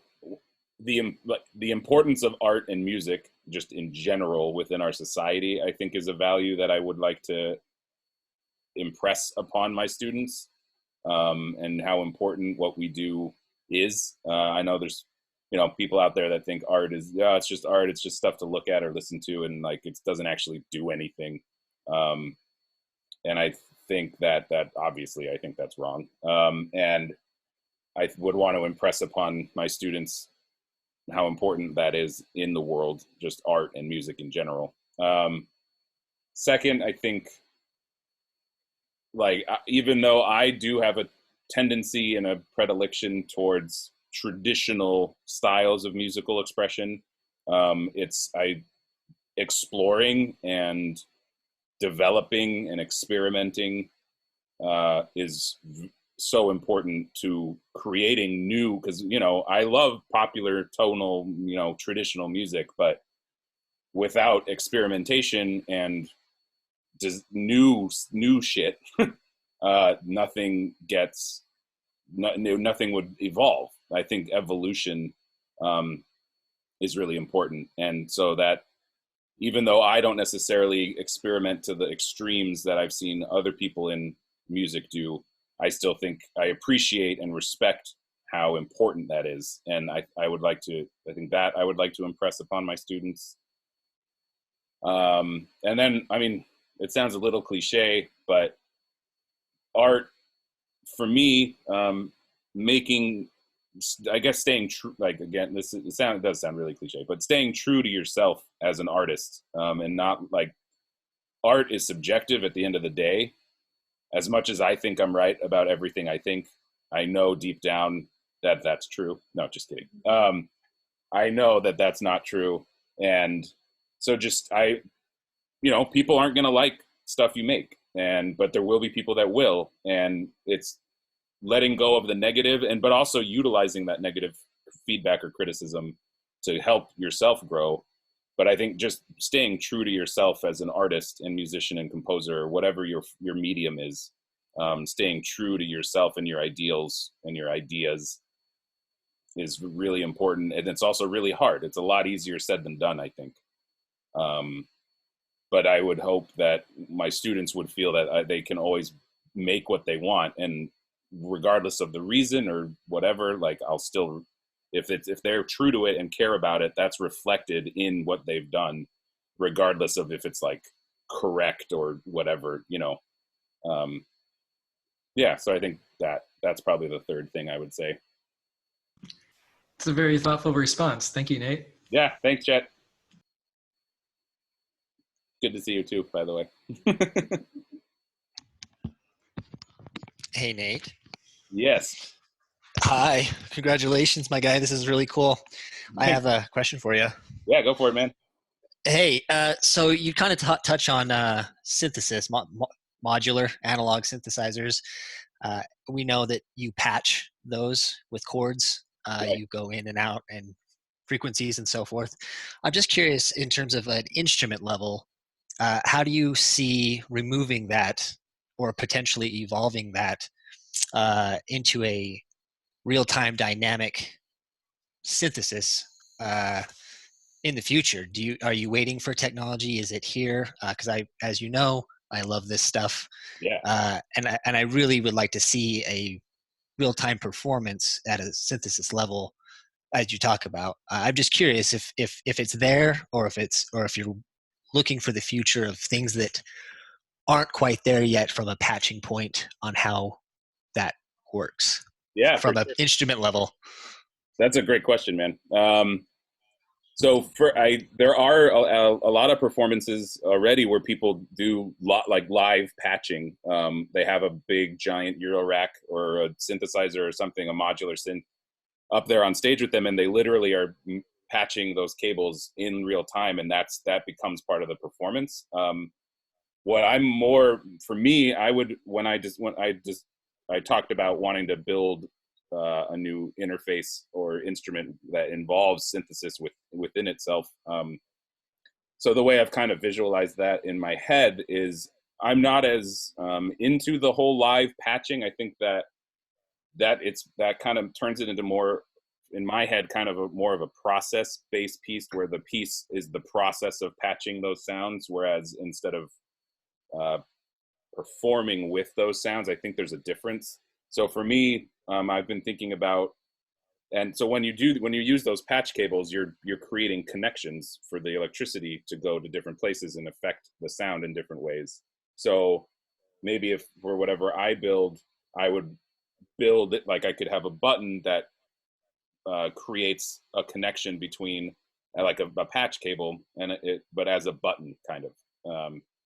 That would change the sound, or faders and knobs and dials, like those kinds of things, that it's all based on the variable voltage of the electricity flowing through it, and it's all based on the connections. So having instead of like physically patching the cables, having them in my head more kind of I don't know the word. I'm like just having a different way of doing that on stage, I think would be awesome, and more efficiently too. I mean, a lot of people, I know I could have a modular synth and have all these pre-designed patches in my head, and then I could execute those patches with the cables in real time, live on stage. Can I put in here just for a second? And that has to do with, this relates to something that you talk about in your dissertation, and you haven't brought that word into here, but it's clearly what Clint is talking about. And it's, he's talking about mutability with respect to hardware. Right. And in fact, what a data-driven instrument does is has to do with mutability, except in the software dimension. Can you talk? I don't want to jump past this subject, because that's one of the things that you talked about specifically. Yeah, the mutability. So yeah, changing the function of something in real time, and that's what those modular synths, by doing those, moving a patch cable from one thing to another, that's, you're using mutability to change, or you're demonstrating mutability rather. So I would like to use that, and I do use that in the instruments that I use, like for curve, where making sure I say this example correctly, where I use the foam cubes are doing one sound, are making a sound in the first section, and then in the fourth section, when I go back to I'm still using the cubes, but the sound has changed. I've switched up the way that it functions, and that's what those synthesizers do. And so I definitely would like to. I experiment with that, whether I am aware of it or not at the time when I build something, or in the ideas that I have on the new stuff I want to build. That's always part of it. And I think for me, I want to find kind of just a new way. Like, I love modular synths and the way that those cables, they're visual and physical representations of the signal of that synthesis engine And so I would like to just come up and like I said, I'm still brainstorming very much these ideas, but coming up with a new way of doing that is very exciting to me. But I don't necessarily have anything like specific yet, like on paper. Yeah, I don't know. I don't know if that answered your question. Yeah, I just want to just jump in and say I just feel like that's part of the that's the bridge, that's a gap right now. Well, as you touch on, you just switch the cables and that's part of the performance, which is great. Right. But I just feel like your pieces of work there's a real tangible, how do I say this, tangible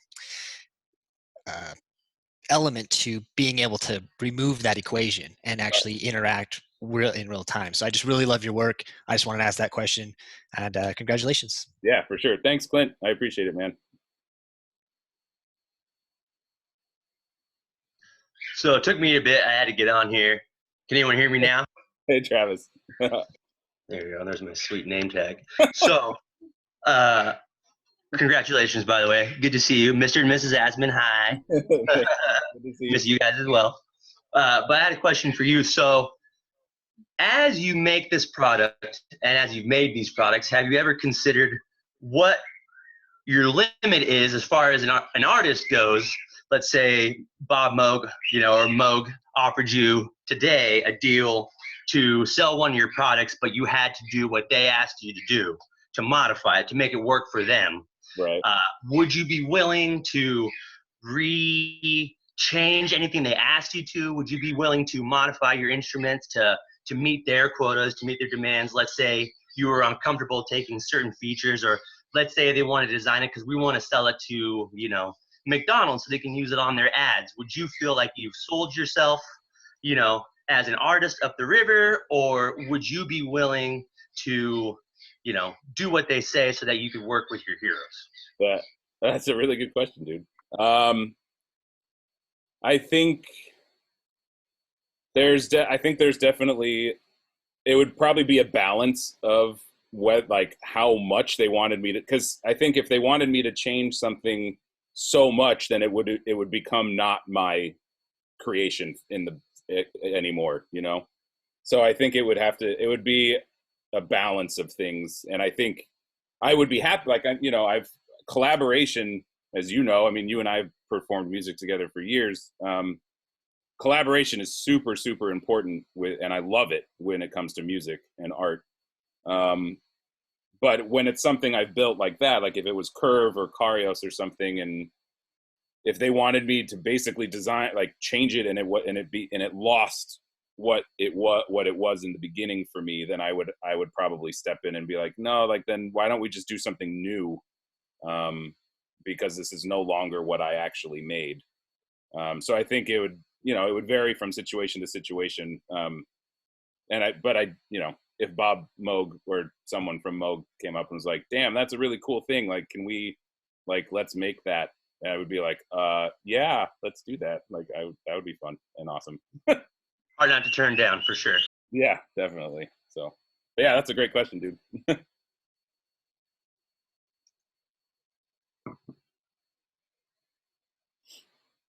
Anybody else? Others? I just wanted to say that I think that is actually a really great question, right? Because it speaks to the question about these instruments as kind of idiosyncratic to your process versus a product. And again, that seems like a barrier that you haven't had to cross, but potentially you could. Oh, absolutely. So I think really interesting. Yeah, I have, when I first made Curve, I had a lot of friends and people that saw my videos and stuff, they're like, dude, make me one. Where can I get one? I was like, you can't.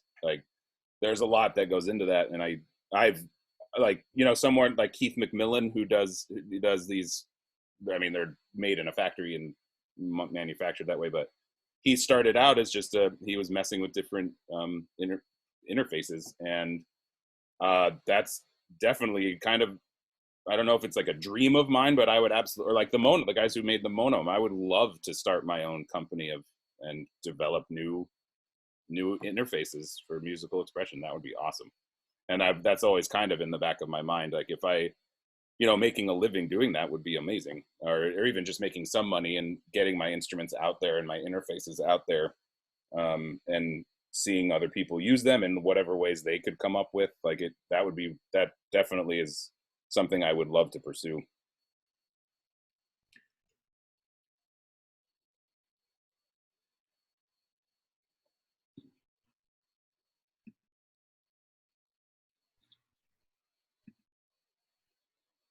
I don't feel inclined to calling people out like like in a classroom, so I'm not No. not going to do that. But I would very much enjoy. I really enjoyed your question about the the commercial aspect of that.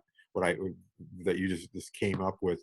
And for instance, just as I was thinking of that, and I was going, yeah, like for instance, if McDonald's says, well, can you turn your interface into something that looks like a Big Mac and turn your buttons into sesame seed looking things? Well, I think Nate might go, depending on how much they were offering him. Yeah, And I mean, there's a lot. I would sell my soul down the river. But if it's just if it's not enough, then you'd probably go. I don't think I want my reputation to be resting on a sesame seed bun interface.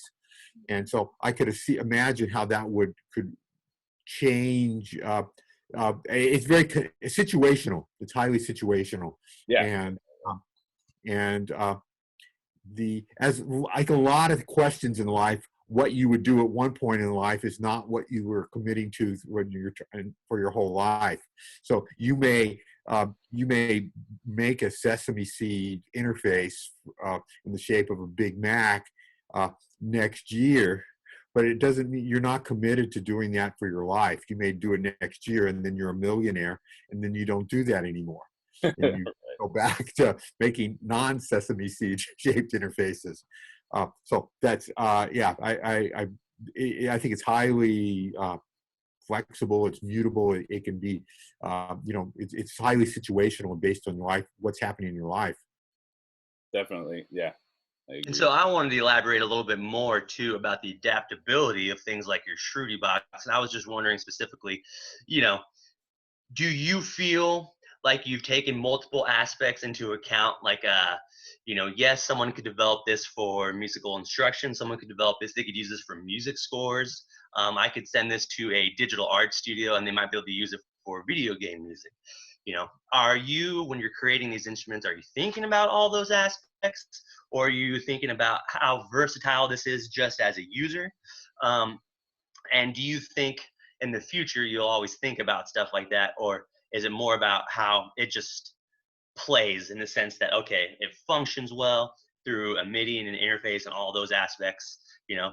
Or are you thinking that, okay, this would be a great tool for somebody who wants to do small movie production, and doesn't have the budget to buy, the boutique Moog, analog synths and all those things, That's also a great question. And I think so. Most the pieces here that I just discussed, those were I mostly thought about just the interface and then the music I was writing for it. I did not put much thought into the extra those other creature comforts.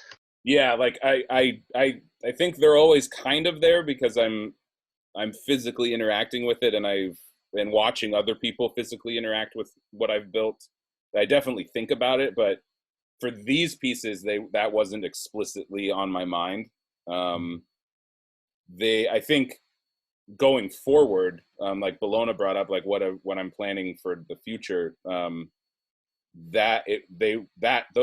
those ideas and those concepts will become more and more important with what I design. And it also, like Jeff just said, it is situational, I think, too.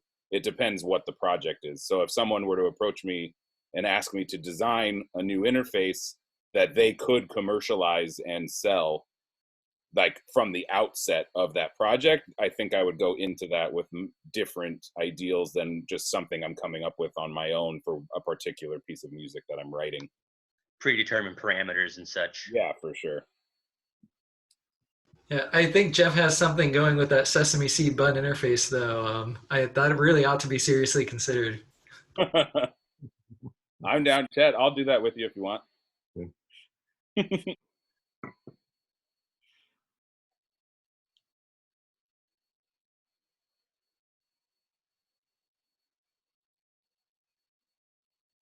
Anybody else?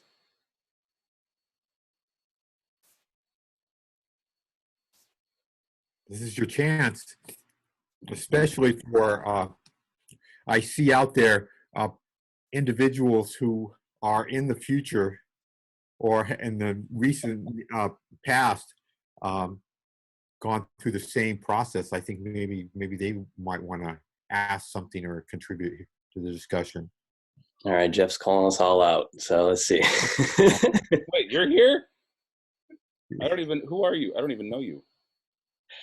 Quick question for you. You know, so much of what we do has a kind of natural decay to it. We have a lot of compositions and performance processes that may never happen again after their performance that we've built up.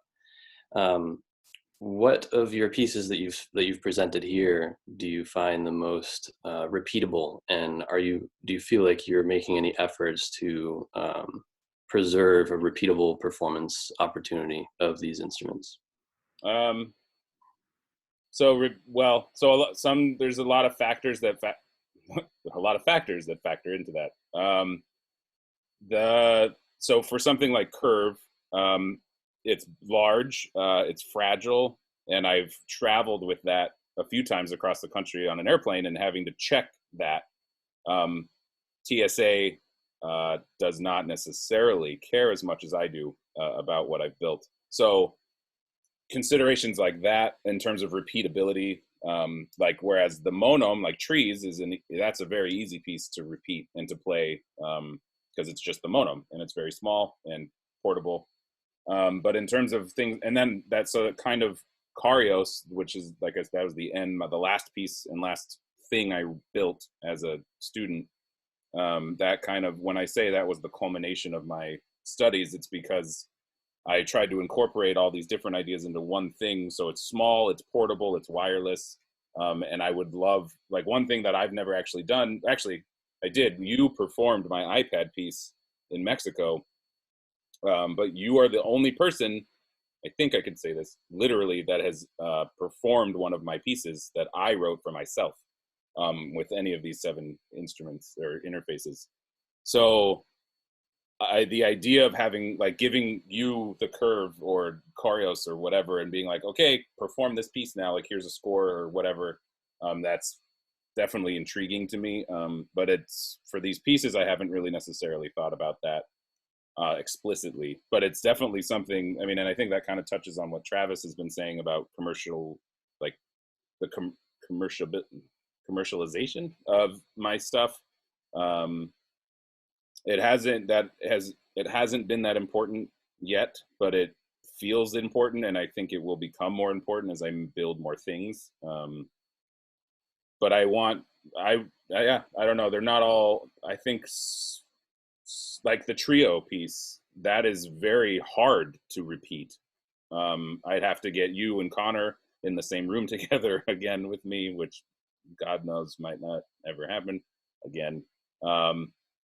And just the technical requirements of that piece are much larger than the Trees piece, for instance. So I think there's a lot of different factors that go into that stuff. But that being said, I would like, with the trio, like you wrote a piece for me and Connor and yourself, wildly different than what we did in my piece, but that the repeatability of that of us as a trio, I think is really cool. But like the piece specifically, I think there's just a bunch of different factors that go into that. And it's, like I said, for these pieces, that was never really explicitly on my mind. I just wanted the piece to work and to be a cohesive and enjoyable, hopefully for the audience, but for me, an enjoyable piece of music to play and perform. Does that answer your question? Yeah. On a similar note, if I could had another follow-up question there with the With the trio specifically, I know from experience of performing it, we had kind of a graphic score situation that kind of guided us through that in a lot of ways. Right. Had you considered doing anything like that for your other pieces or for other interfaces that would kind of give you more of a guidance to help with preservation and repeatable performance? No, see, that I haven't. Not there's not a score for any of my pieces except for that piece, and that I only did that because it was all three of us, not just me. So all those 6 other pieces in my DPD are all solo pieces for myself, and the pieces in my head, right, or the composition, so I never felt a need to score it. But like we've talked about, and it's come up in our classes and stuff, like the idea of other, like Beethoven's pieces are performed all over the world every day, all the time. Whereas the stuff that we make is, I think it's different, but it's also more difficult to do that. But I think that's important, and I think that's something that I want to think about going forward. Like I said, for this, I wasn't really that concerned with the repeatability of these pieces outside of myself as the performer. But looking back, I think it would be pretty cool to start thinking about that. And if I had thought about that, to have scores where I could just send someone the curve and they could play the piece. But up till now, that hasn't been that important to me. It's always been there kind of in the back of my mind, but it never really influenced what I did all that much yet, except, like I said, except for trio. And because that kind of forced me to, because it was all 3 of us. So the current answer and also Doug's question inspired me. I think if I understand your practice correctly, I think you value the performativity of the live performance, including the visual element and also sonic element. I think we had a conversation before that you cannot separate that visual element or being in the present moment, right, as well as the sound coming together. Right. What if it's like not talking about the instrument, but would you be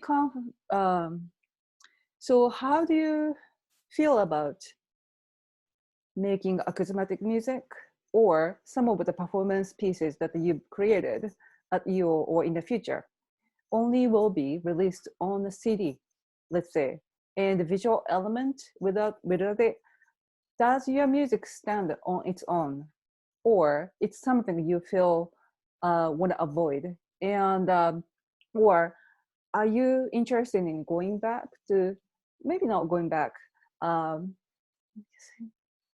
composing music without any performance element? Right. Yeah, media stuff. That's a great question. So up till now, I have not been that interested in writing fixed media. However, that being said, though, the music that I wrote for Hamilton Beach with Travis and our other band members at the time, we had a blast performing that live, but and we made a full album out of that, which I hope people would be able to listen to on their own outside of a concert setting. So that kind of stuff, I definitely I would like it to stand on its own outside of a concert hall. The music that I wrote for this dissertation is ideally I would love to, and to be honest, most of those pieces I've never actually just listened to the audio. It's always watching myself perform it in a video or something. Oh, I asked you to do it and you never did it. I did. Well, no, I did do it. That's what I said. I did do it right after you asked me. I've done it like when I edit the mixes and stuff, I do it, but I haven't like sat down with all 7 pieces and just listened to the music, which I do want to, and I think it's almost a little weird. It like feels a little uncomfortable almost, because my performance of those pieces is so tied into the sound that is made during performance that I'm almost like scared to do that just from the audio, because I'm worried that without the performance that maybe the piece sucks. So that it's not something I've really I haven't really done that yet, but I think I should. And so I guess to answer your question concisely now, yes, I think that's important, and I would love if outside of the performances of my piece, I would love for them to stand on their own, and I hope they do. I haven't really delved into that yet, but I think I should. And like you said, you did tell me to do that, and I think I should start doing that. But at the end, like I definitely want them to stand on their own sonically, and to be, if they were be able to use, for maybe like a film score or something like that, or on a fixed media concert.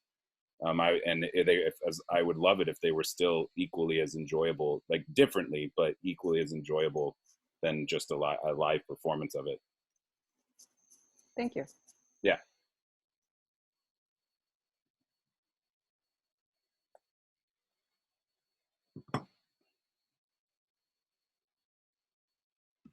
Hi, Nate. Hey, Mei-Ling. I'm gonna walk. I cannot really talk in the same room. So, at 1 o'clock, and then we will. Sorry, I see passing. I'm going to my closet. Sorry, I have to mute all the time because he is. All right, so you can see my closet. Congratulations.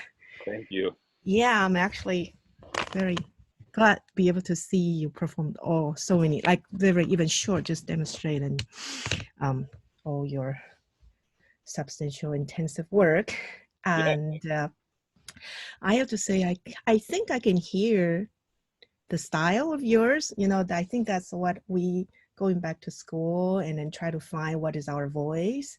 Right. But I can tell, somehow I can tell you have that. I think you have your own voice and you have the way of your own style, even though I cannot really articulate, what exactly it is. But now I can say, oh, this is Nate music. I know, and I think a lot of us still fighting that, so we still try to look around, but it's very nice. And I really enjoy the first time I saw your work, I feel like, well, that was years ago, why he was just sitting there, doing this. But now I can see it again, every piece. I actually see a lot of little nuances in your performance. Is actually quite a lot of details there. Right. Yeah. So yeah. I'm so glad to be able to see that. So, well, I have two questions, but I was going to ask you after the meeting. Okay. But I'm wondering, so you've been gone through the whole process. So we are kind of following you. What would you say one thing for us that we definitely should do, during our study, and one thing that we definitely don't do it?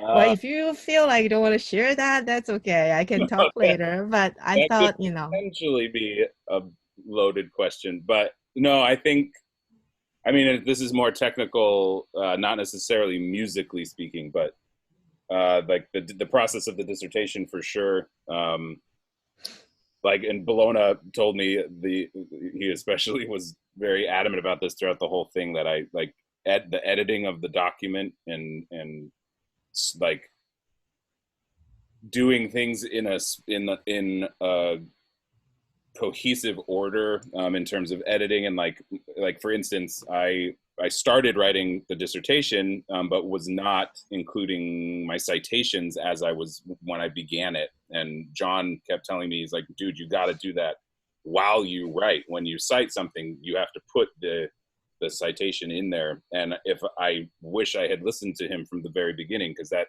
was so much time that I spent going back through the document and doing that, like little things like that, and just getting different eyes on on your writing and getting it edited as soon as you can. That's definitely something I would recommend doing. Something I don't know, recommend not to do. I don't know, like it's hard. Like it's still very new to me that I'm actually at this point myself. I don't think I've quite wrapped my head around it. So I still feel like I'm working, like I haven't really had a time to look back on everything yet and like really digest what just happened and the whole, not just today, but the whole doctoral program. So I think if you asked me in maybe a week or two, I would probably have a clearer idea after I've kind of processed a lot of this, because this all feels very kind of surreal and new to me right now. So, but if you want, I'm happy to answer those questions for sure. I think there's a lot of processing that I need to do in my own head first. Yes, definitely. Yeah, yeah. Well, thank you so much, and Yeah, thank you. congratulations. I'm glad you tuned in. Yeah, definitely. Hmm. Yeah, I'd like to say something here, just what has to do with just what you just said right there. And it relates to a conversation I had with Colin last night.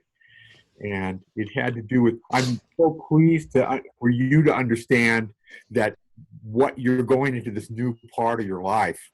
And as you go through life, it's very easy to lock into being a graduate student or whatever you are. And then you end up not being that anymore. And sometimes you end up holding on to that older persona longer than it is actually beneficial. So you're moving on to the next part of your life and you will evolve into not somebody, we are, for life, all of us are learners, but also you take this responsibility as being a leader in the educational process. Yeah. And you evolve into that. And as at one point you're a junior faculty and you evolve, this is what Colin and I was talking about, is we used to be, both of us at one point were the youngest people on the faculty.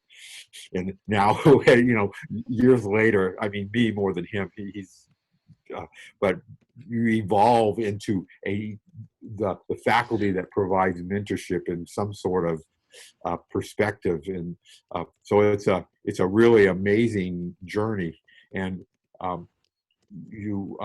it goes into the notion of what you were talking about earlier about or I think maybe Akiko was talking about this. I've kind of lost who said what, but how you make a piece permanent or have it replicated.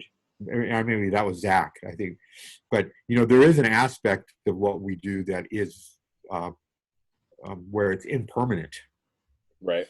And and the video provides us a kind of permanence similar to cinema, but there is a aspect of it. It's what happened at that moment will never be repeated, and that's what also makes it special. It's the same thing that makes the blooming of that one flower special in the spring, and that flower is not going to bloom again, and we have to take it in at that moment. Right. And those types of moments of beauty are special, and it sounds like you're really looking at the right stuff, understanding you're going to evolve to another thing. Yeah, definitely. I mean, I've been thinking about that a lot. As big things like this come to an end, I think those thoughts inevitably come up, and I've definitely been ruminating on that, especially with where I'm going from here and all that. So yeah, it's very important to me.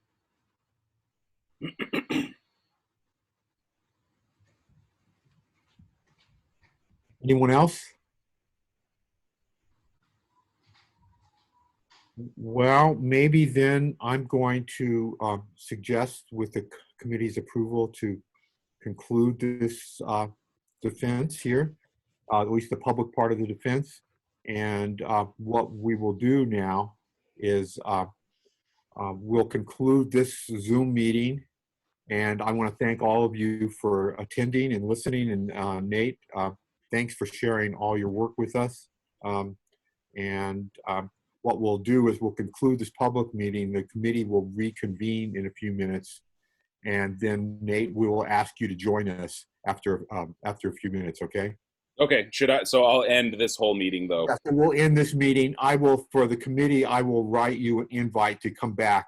Okay. 2 or 3 minutes to execute that, and then we'll just join up immediately. Okay, and I'll keep Zoom open, and so you can get back to me as well. Well, I will. I'll send you the link after we're done talking. Okay, cool. All right. Well, thanks everyone for listening. I'm glad and happy you all showed up. I love you, Nate. I love you too. Yeah. Yeah. Yes, Thanks, guys. And girls. Nate, give us. I can't tell you exactly how long this our discussion will be, but Okay. I will. Don't fret, but we're kind of ahead of schedule at this moment in time. Okay. Well, Sounds good. All right. Well, thanks everybody. I'll see you later. Congratulations, Nate. Thank you.